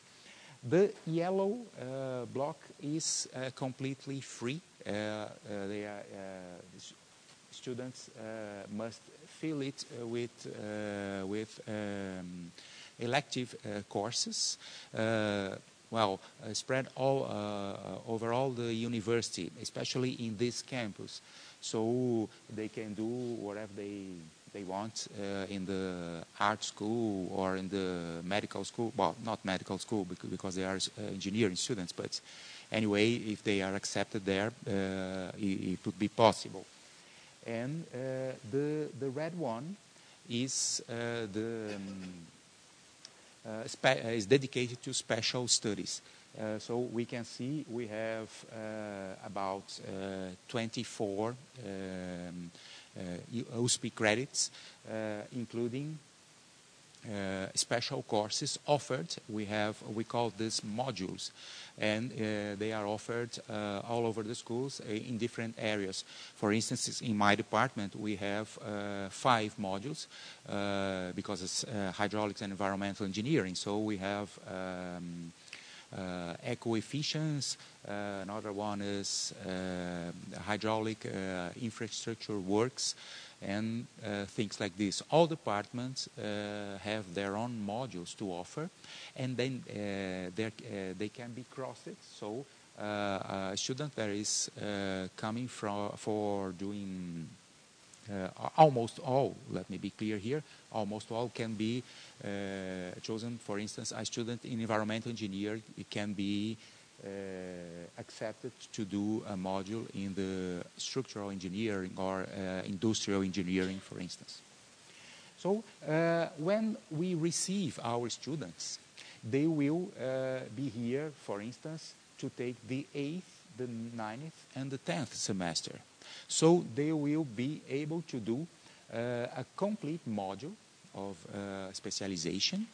They will do 12 elective credits and some credits including basic engineering sciences and the emphasis credits. Of course, this can be adapted by the coordination of the courses according to the previous courses of the incoming students, so we can manage this very easily. Final topics about our double degree and study interchange is that we run a very detailed selection for the students that can be up to 4 steps, including a first step that is very accurate to determine a student's abilities and capacities, and especially related to academic records. Interview, language skills, and then the opportunity for the partner institutions to test our students if they are interested in doing that. But we have some challenges for developing this incoming and outgoing mobility. In terms of incoming students, I'm sorry, because for the headers are inverted here. So this one are for the outgoing students, the students we send abroad. Our challenges are related to the scholarships for them. In the past, or up to 2014, 2015, we used to have different sources of funding for outgoing students, especially from the federal program Science Without Borders. Nowadays, we have only the search funding from the University of Sao Paulo, and we count on the support of the international partners also. But scholarships are the most challenging task we have to do here. Language training is also a task, because students must start their training in the language of the partner institution since the first year when they come to the university. Understanding partner needs, it's also a challenge, because that required that we promote meetings and visits, and also a discussion with the partners to understand how they operate, how they work, how they run their courses, in order to prepare our students to spend their 1 or 2 years abroad and adapt the double degree agreement. This is partially funded, for instance, with France. We have the Brafitec project that allows us to meet our partners once a year and discuss their needs. But with the other institutions, we need to start different programs like Brafitec. And develop the double degree agreement is also a challenge, because it requires sometimes 1 year or 2 of discussion to perfectly adapt the different trends of formation for undergraduates. So this is also a group of activities that demands some effort from us. For our incoming students, so as I mentioned, I inverted the headers here. For incoming students, Of course, the absence of many courses in English. We have, up to now, just few courses taught in English. So this is one of the most challenging tasks for us, to develop a complete full semester, for instance, with course in English. Although for most of our incoming students, Portuguese is not really a barrier. In order that they, from our experience, they learn it very fast. But anyway, this must be increased here. Development of internships in and off campuses. In our laboratories, usually scientific internship is very easy to find. But with the enterprises, this is more difficult for the students, and this must be developed. Receiving structure, for instance, and campus life here is also a challenge, because we don't have student residence in the campus, so they have to find by their own the ways to be here and live here. We have a student association. The name is I-Poli, or in Portuguese, E-Poli. That means international Poli, that helps incoming students to find their ways in Sao Paulo. They do most of the receiving activities. They go to the airport, receive students. They go with them to get their visa, and then permanent authorization in the Federal Police in Sao Paulo, and help them to find a place to live. They promote parties, but that is easy. And also the work opportunities in Brazil, because when we discuss a double degree here in Brazil, we have to consider that students want to have their training and then formation here to find work opportunities, not in Brazil but all over the world. And the work opportunities in Brazil must be presented to them. We have lots of them, but it's also a challenge to present them in Brazil. So these are the main challenges we find here and we're working with. Special thanks to Professor Fernando Fonseca and Henrique Lindenberg that prepared all these statistics presented.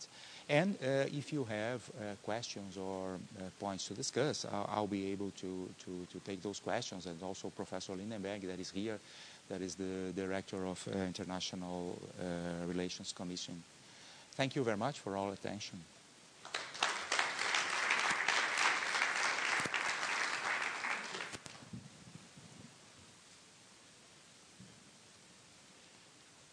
Any questions?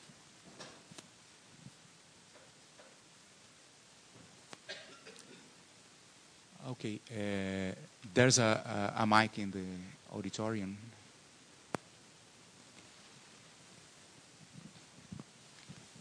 Now, just one question about the track for the double degrees you had in the beginning. This one? For the Brazilian student. So the Brazilian student always has to come back to Brazil, no? Seems to be. He cannot finish in. Yes. In a foreign country. Yes, that's a requirement. We are practicing in Brazil since the beginning. For us, the last semester here is mandatory. Sometimes they need to be here only to validate the final work they run at the master thesis. Usually they don't do it again. They just present to the jury. Some of our agreements make this even easier because we arrange to do the final jury together. So, for instance, with Politécnico Madrid, Escolas Caminhos, we do it together, so students don't even need to present here. Okay. But they must complete the 10th semester here. Oh, so they must stay one semester here at the end of their track? Yes. Okay. Thank you.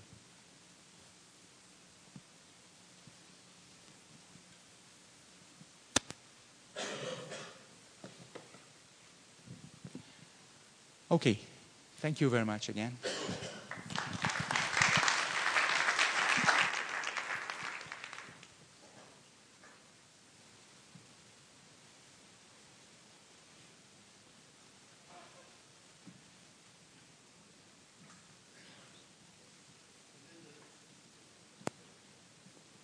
The last item on the agenda is the presentation of the 2019 General Assembly. And so I will invite Mark Zolver to come and present the proposal for the General Assembly next year, which would be in Paris-Saclay.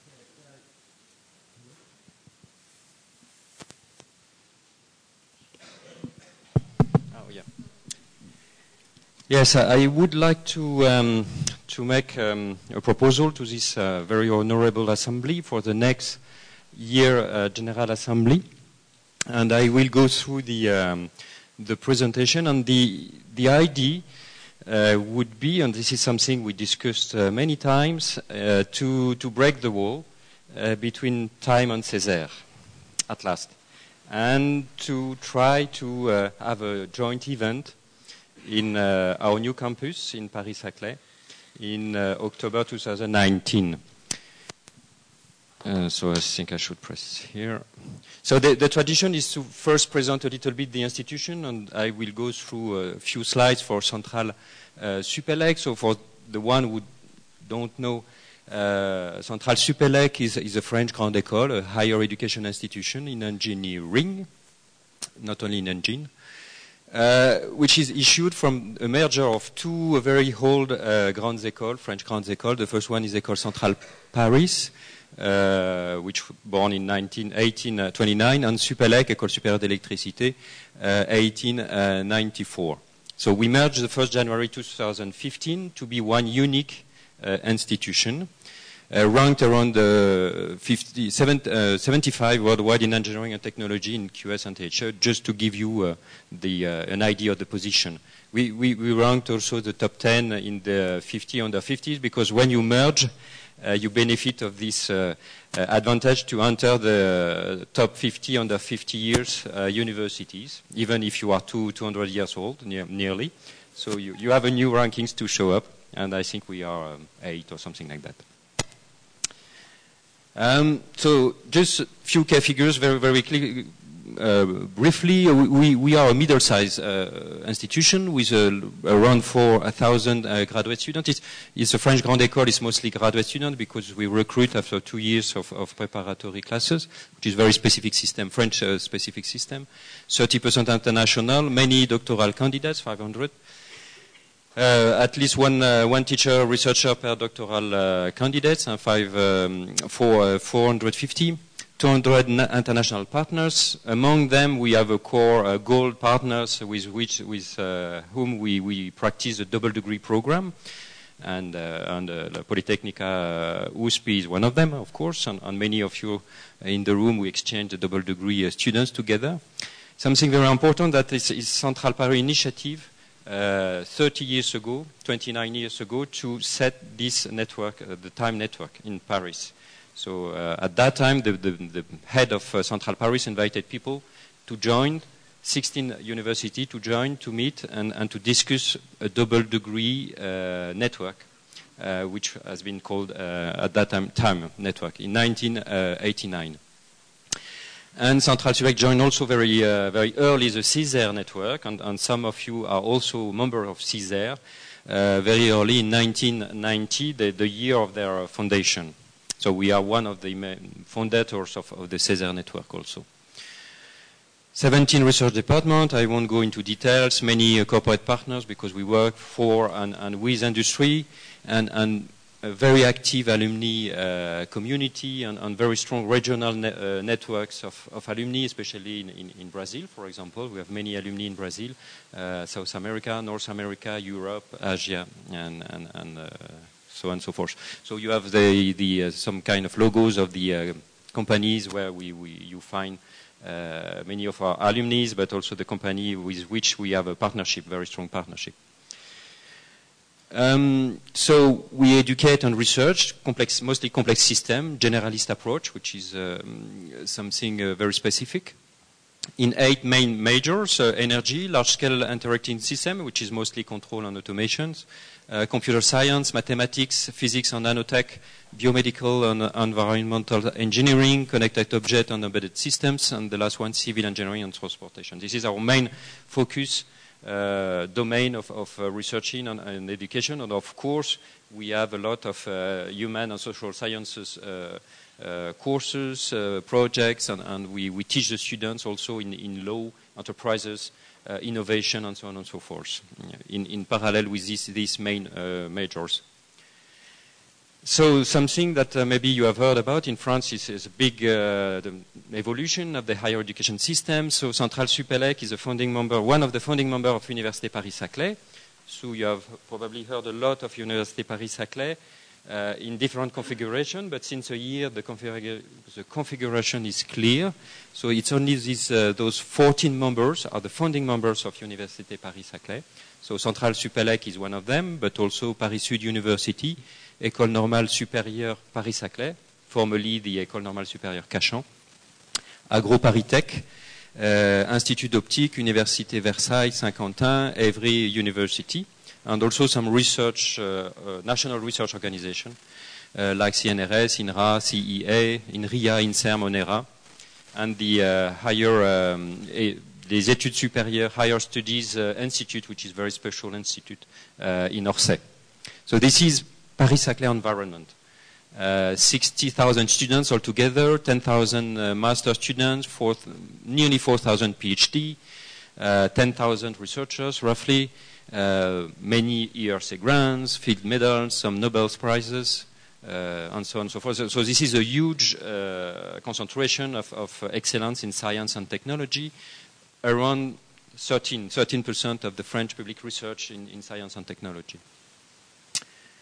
But we belong also, and we lead the group of Écoles Centrales, as you know, the 5 Écoles Centrales in France. So Central Supélec has 3 campuses, as you see the logos. We are in Paris-Saclay mostly, but also in west part of France, Rennes, and east part of France in Metz. This is former campus of Supélec, which is now Central Supélec. And we collaborate with a group of Écoles Centrales, of course, with Lille, Nantes, Lyon, and Marseille. And we have 3 cooperative campuses abroad, one with Peirong University in China, which is École Centrale Beijing, 13 years old now. So it's a very, very nice and very successful campus abroad with Peirong. One in India, Mahindra École Centrale, mostly a bachelor program abroad, and one in Casablanca, and I have yesterday the talk about Casablanca. It's an École Centrale, a copy-paste of the École Centrale, French École Centrale. Exactly the same system, recruiting students after 2 years of preparatory classes in Morocco, but also addressing students from sub-Saharan countries. 30% of the students in Central Casablanca comes from sub-Saharan countries, Mauritania, Ivory Coast, and so on and so forth. And Central Casablanca has emerged, has been set 3 years ago, so we have the first graduation ceremony this year for the first 40 students. And actually 300 students in training in education in Central Casablanca. Okay, so that's it. So my proposal would be to have a very, very nice and very visible General Assembly in 2019. First for time, because Central Supélec is at the origin of time, and it's the 30th anniversary next year. So we propose to unite the 54 technical university and schools from time. And on the other hand, also to join the CESAR members, the 50 European university and partner country university, because there is also the Technion is part of CESAR. All together in the same place. And in 2018, Central Supélec membership in CESAR is upgraded to the Université Paris-Saclay membership. So this is also a good occasion to meet, to have this annual meeting of CESAR in Paris-Saclay. So altogether, time plus CESAR, it's 81 universities, different universities. So it's 23 in common. We are 23 universities participating in both networks. And we share, of course, same interest and same collaborative actions. So the 2019 is a unique opportunity, I think, to join our forces and to gather together to discuss and to exchange our activities. Of course, we will propose also very differentiated moment and events to be sure that time 30th anniversary is for time and other things or events for will be organized for CESAR exclusively. So this is a list. I won't go through the list, of course, but in blue, this is the CESAR member. In red, this is a time member, and in bold, this is both. So you see that the German universities, they participate very much to both networks. IST from Portugal is in both. Spanish universities, Catalonia, Valencia, Madrid, the Swedish, Lund and KTH, Budapest, BME, NTNU, Norway, Istanbul Technical University, and so on and so forth. So this is, we have a very strong intersection between the two networks, and this is also the very good occasion to have a complementary university. For example, you see that there is the Baltic States University in CESAR, which we don't have in time. Latvia, Lithuania, and Estonia. So they are a member of CESAR, and it's maybe a good occasion to have to see new and to meet new universities that we don't have in our network. And in CESAR, they don't have extra European universities, so it's also a good occasion for them to really be in touch with non-European universities. So also we inaugurated a year ago a new campus in Paris-Saclay, with two brand new buildings. One is a FL building. FL, you know, is a graduate from Central many years ago. Nearly 50,000 square meters and brand new, and I will show you some photos. Very, very adapted to receive big events, such as we propose. And the Bouygues building, which is also Bouygues, is also a graduate from Central. This is the smaller buildings with only half of the surface, but also very adapted to reception and very modernly designed. So this is some photos, for example, from the FL building. So you see many spaces for meetings, organizing things, classrooms. There is a big amphitheater for 1,000 people altogether. We can split it in three times 300 people. You have reception rooms or reception halls, a language center where we can organize seminars, small amphitheater, small class. So it's very adapted to such events. So you have here some photos of the different meeting places and amphitheater. There is also a theater where we can have a more official ceremony, like the 30th anniversary of Time, for example. It's 250 seats, so which is very, very suitable.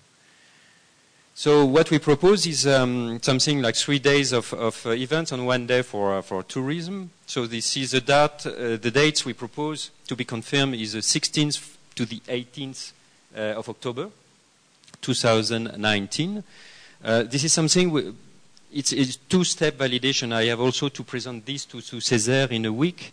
The board of directors of CESER, they are very, very positive on the proposal, and it should be adopted, but still I should confirm everything after the CESER meeting, but the proposal is the same.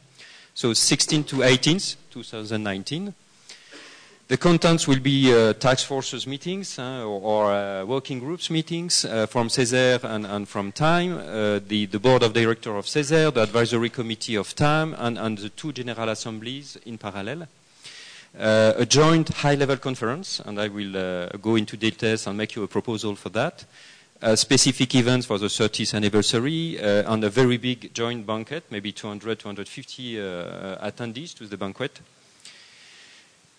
And then, so many people all together. And we probably will propose you hotels in Paris or in Massy-Palaiseau, which is in between Paris-Saclay and Paris, and very direct to Paris. We'll propose you different options. And daily transfer from the hotel to the Paris-Saclay, because Paris-Saclay is a bit remote so far, but still it's very accessible. So day one, the idea is to have the general welcoming, the group photo, presentation of the guests, and Paris-Saclay, Central Supélec, CESER, T.I.M.E, and start the workshops. So we can have T.I.M.E-only workshops, CESER-only workshops, and also the afternoon to propose maybe joint workshops on common interest. One in education, mobility, digital education, maybe we can have something like that. One in open science or doctoral education, also we can have one like that, and one that CESER launched something in a task force in the Sustainable Goals development. Maybe I think that T.I.M.E also may have an interest in that activities. And the first night, just a dinner with a board of directors in one hand for CESER and advisory committee in the other hand for T.I.M.E, and free time for the non-members of the board of directors and advisory committee. Day two, there will be a presidency meeting on board of directors for CESER. There is an advisory committee for T.I.M.E. Maybe why not organizing in parallel a student fair for the one who does not participate to the presidency or boards meetings, for example, or visits, why not? At that time, so we will have to discuss. The program is really a proposal, and we have to work very closely with 2 presidencies and CESER on time. And the afternoon, the international high-level conference, and for the night, a joint gala dinner, maybe around 200 to 250 people altogether. So for the international high-level conference, we propose such subjects, which is something like echoing innovation in education and education in innovation. So innovation in education is how we upgrade or break through our programs to adapt for the 21st century challenges. And education in innovation is how we teach innovation and entrepreneurship to our students. So it's two topics, very, very echoing, and we think that maybe we can play with that during that conference. So the idea is that there is three main revolution for higher education. The first one is the globalization, with a very rapid internationalization of people, programs, and institutions. The second one is the digital revolution, so as such the digital education.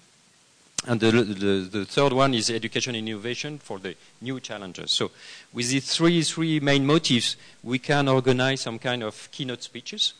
And probably we will invite the French Ministry of Higher Education and Research and Innovation, Frédéric Vidal, Alain Bravo, the president of the French Academy of Technology, which was also president of T.I.M.E some years ago, and maybe Jean-Éric Paquet, which is a DG RTD from the European Commission, but could be some others. Of course, this is the first proposals.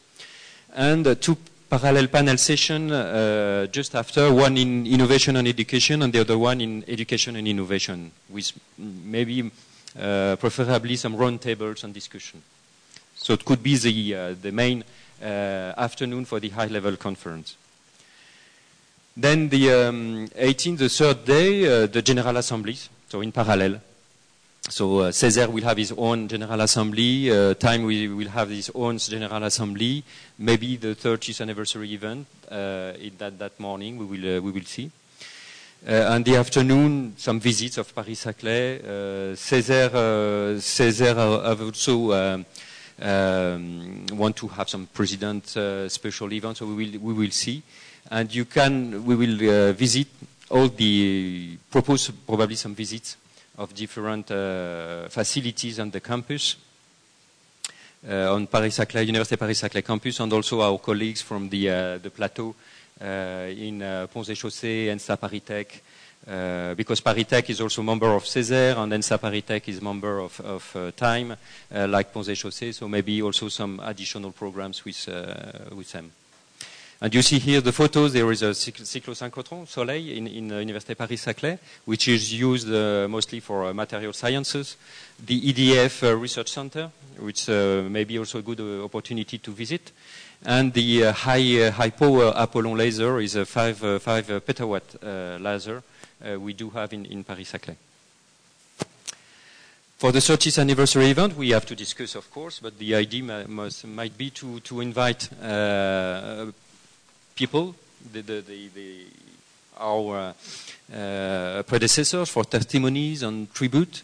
For example, we can invite Hervé Biosser, which is now just retiring this year, Giovanni Azzone from Politecnico di Milano, which was a very strong president in a few years ago, Daniel Grimm, which was maybe one of the last from the beginning of the network, Paul Krauser, which was the general secretary for 10 years, 12 years, 10, something like 10. Many others, and we have now working with the old members of T.I.M.E to identify those people. And I know that Marie-Paul is also working for finding people from Belgium, the first one in the network. Maybe to have some goodies, I don't know, medals or certificates, something we have to discuss also, to offer to all the members of T.I.M.E to remember this 30th anniversary. And therefore, this is a Saturday, so this is a visit of Paris, of course. And Paris, I don't go into details for the touristic place in Paris, but we have a wide choice. And during the 3 days of meetings, of course, we will propose companions programs to people. So you see Versailles, La Villette, La Défense, Eiffel Tower, museums. Probably we can propose the Fondation Louis Vuitton visit, which is very nice building. A cooking experience in Paris with a grand chef, or a jewelry workshop. So we will see. But we have many choices for the companion programs. But for those who attend the meetings for T.I.M.E, you please stay with us for the meetings with T.I.M.E and don't go to Paris for the visit. But you can extend your stay for the whole weekend, just after the meetings. So welcome in Paris-Saclay if you approved, of course, the proposal to come.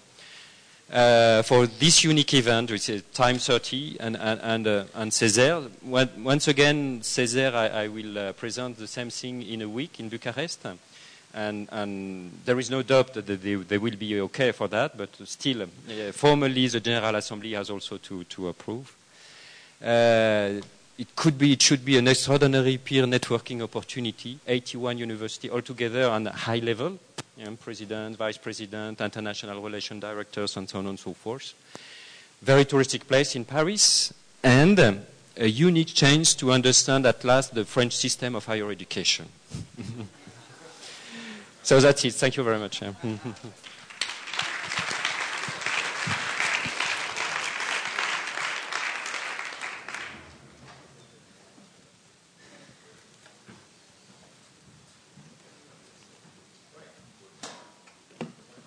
Marc, I think that's hopeless to try to understand something about the French higher education. I used to say it's like cricket. You need to be native to understand anything.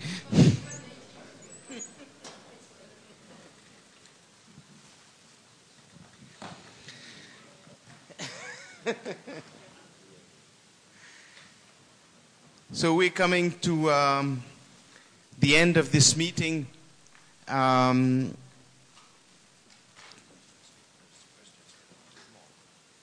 Yes, maybe before the closing remarks, if there are any questions or reactions about the proposal to host the next General Assembly in Paris-Saclay. It looks like that's convenient for everyone.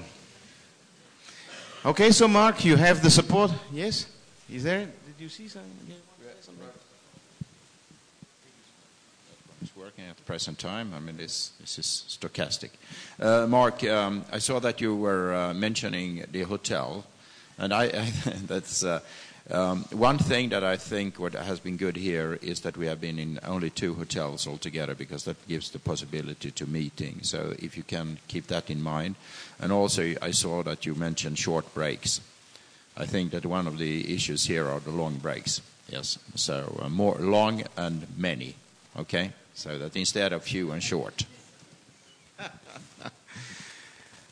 Okay, so but I guess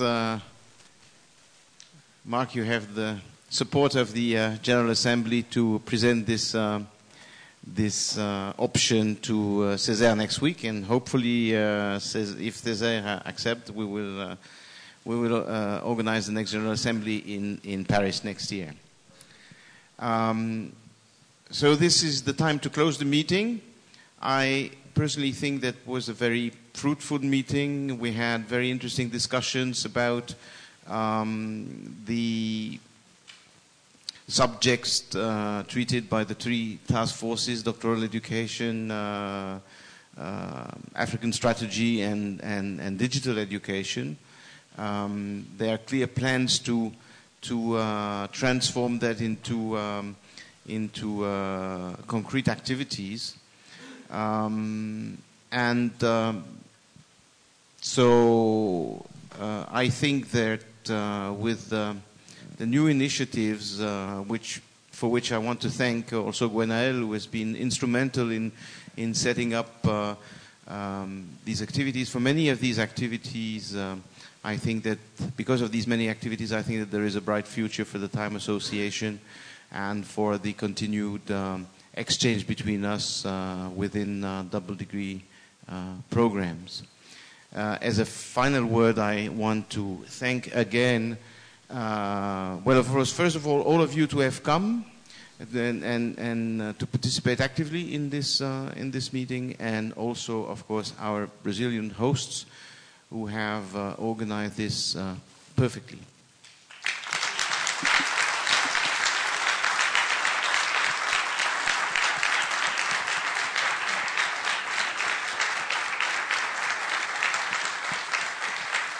Including, of course, the help of those students who have managed the practical aspects of the meeting. And with this, I adjourn the meeting. We're a little ahead of time. That's fantastic. We have some more time to discuss and then have lunch before we leave to Campinas. Thank you again for your participation.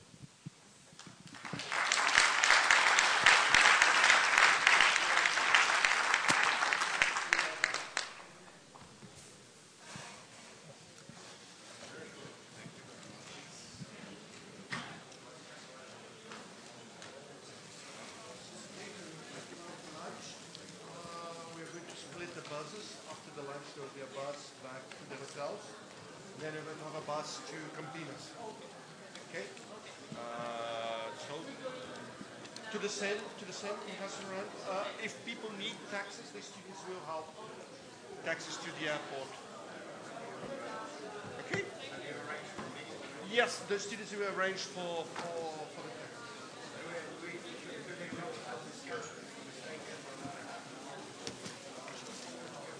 taxis. We can go to lunch if you want to stay here for another 30 minutes, no problem.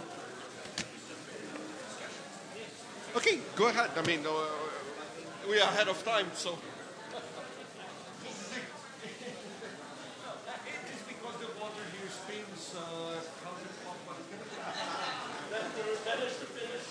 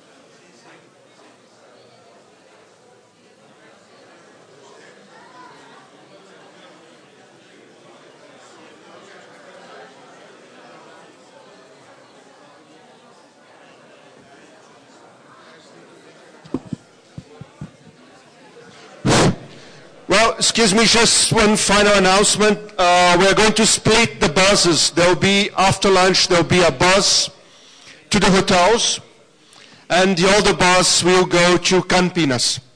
So we are going to have lunch. After lunch, we join here again, and then we depart to Campinas or to the hotels. Again, if you need a taxi to the airport, the students will help you hailing a cab. Okay? Thank you.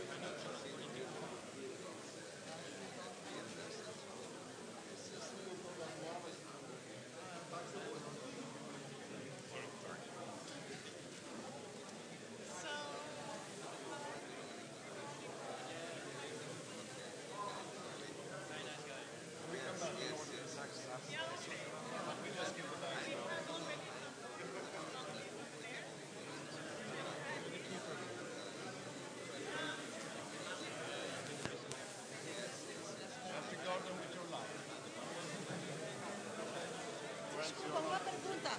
Agora para a gente vamos almoçar lá, almoçar como ontem, não? Sim. Onde que vamos pegar o cupom para almoçar? Então, provavelmente a gente vai dar para vocês lá. Lá. Vai.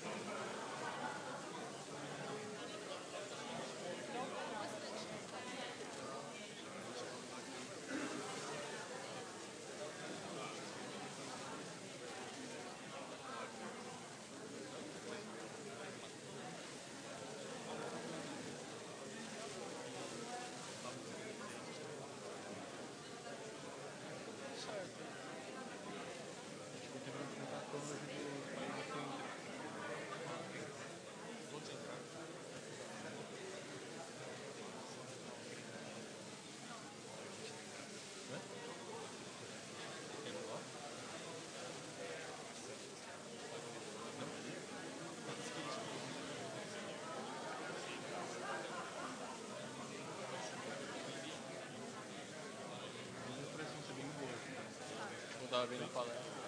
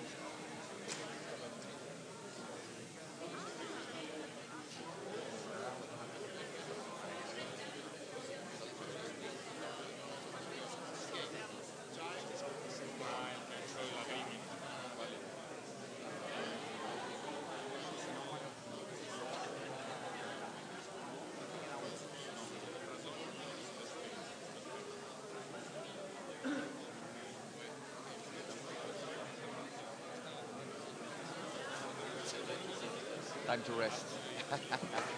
No?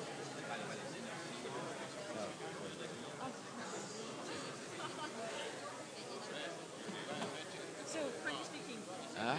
pros and cons. Pros and cons of the GA. No, it's okay. I think the part of the numbers, the financial numbers, is a little bit. Yeah, we talked about it. Tricky, It has to you need to replace immediately the guy. it's my advice.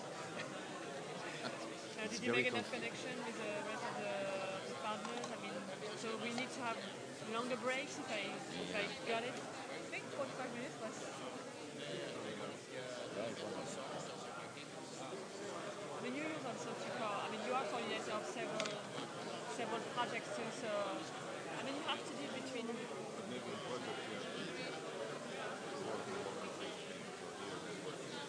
Yeah, but people come for that, yeah. Like the EAIE, you know, they also come for the network there. You did it. Repeat this again. EAIE. Yeah, for me it's possible too. Most of the time I'm more like Yeah. No, but it's nice. It's nice. Here Yeah, it's we did always it. nice. Yes, We we did did. it. And the four were admitted for the. Yeah, but I will be more. But I agree with the Yes. comments. Yes, we need to Yes. be more precise and Yes. more Yes. and give to the people more Yes. information. Yes. But that's why we have now an admission committee between, you know, Yeah. the members who apply and the council, the admission Yeah, committee. yeah. And I'm going to, because Valencia, she told me that she has kind of a form in Yeah. Valencia, and I say, well, send it to me so I can Yeah, I can use and or reuse. reuse Yeah. it. And it's a simple form. Yeah, yeah. English. Just to be clear and simplify the process. Yeah. The same, the different members have the same information. And I see, and there was not so many double degrees with USP, no? If, With USP, do you have any double yes, of course. So many students. We receive all the years more than 10 students. So double degrees. For now, we are some different challenges with Brazil. No, it's a problem of the safety. Yeah. They are running out of going to Brazil because of the safety. Yeah.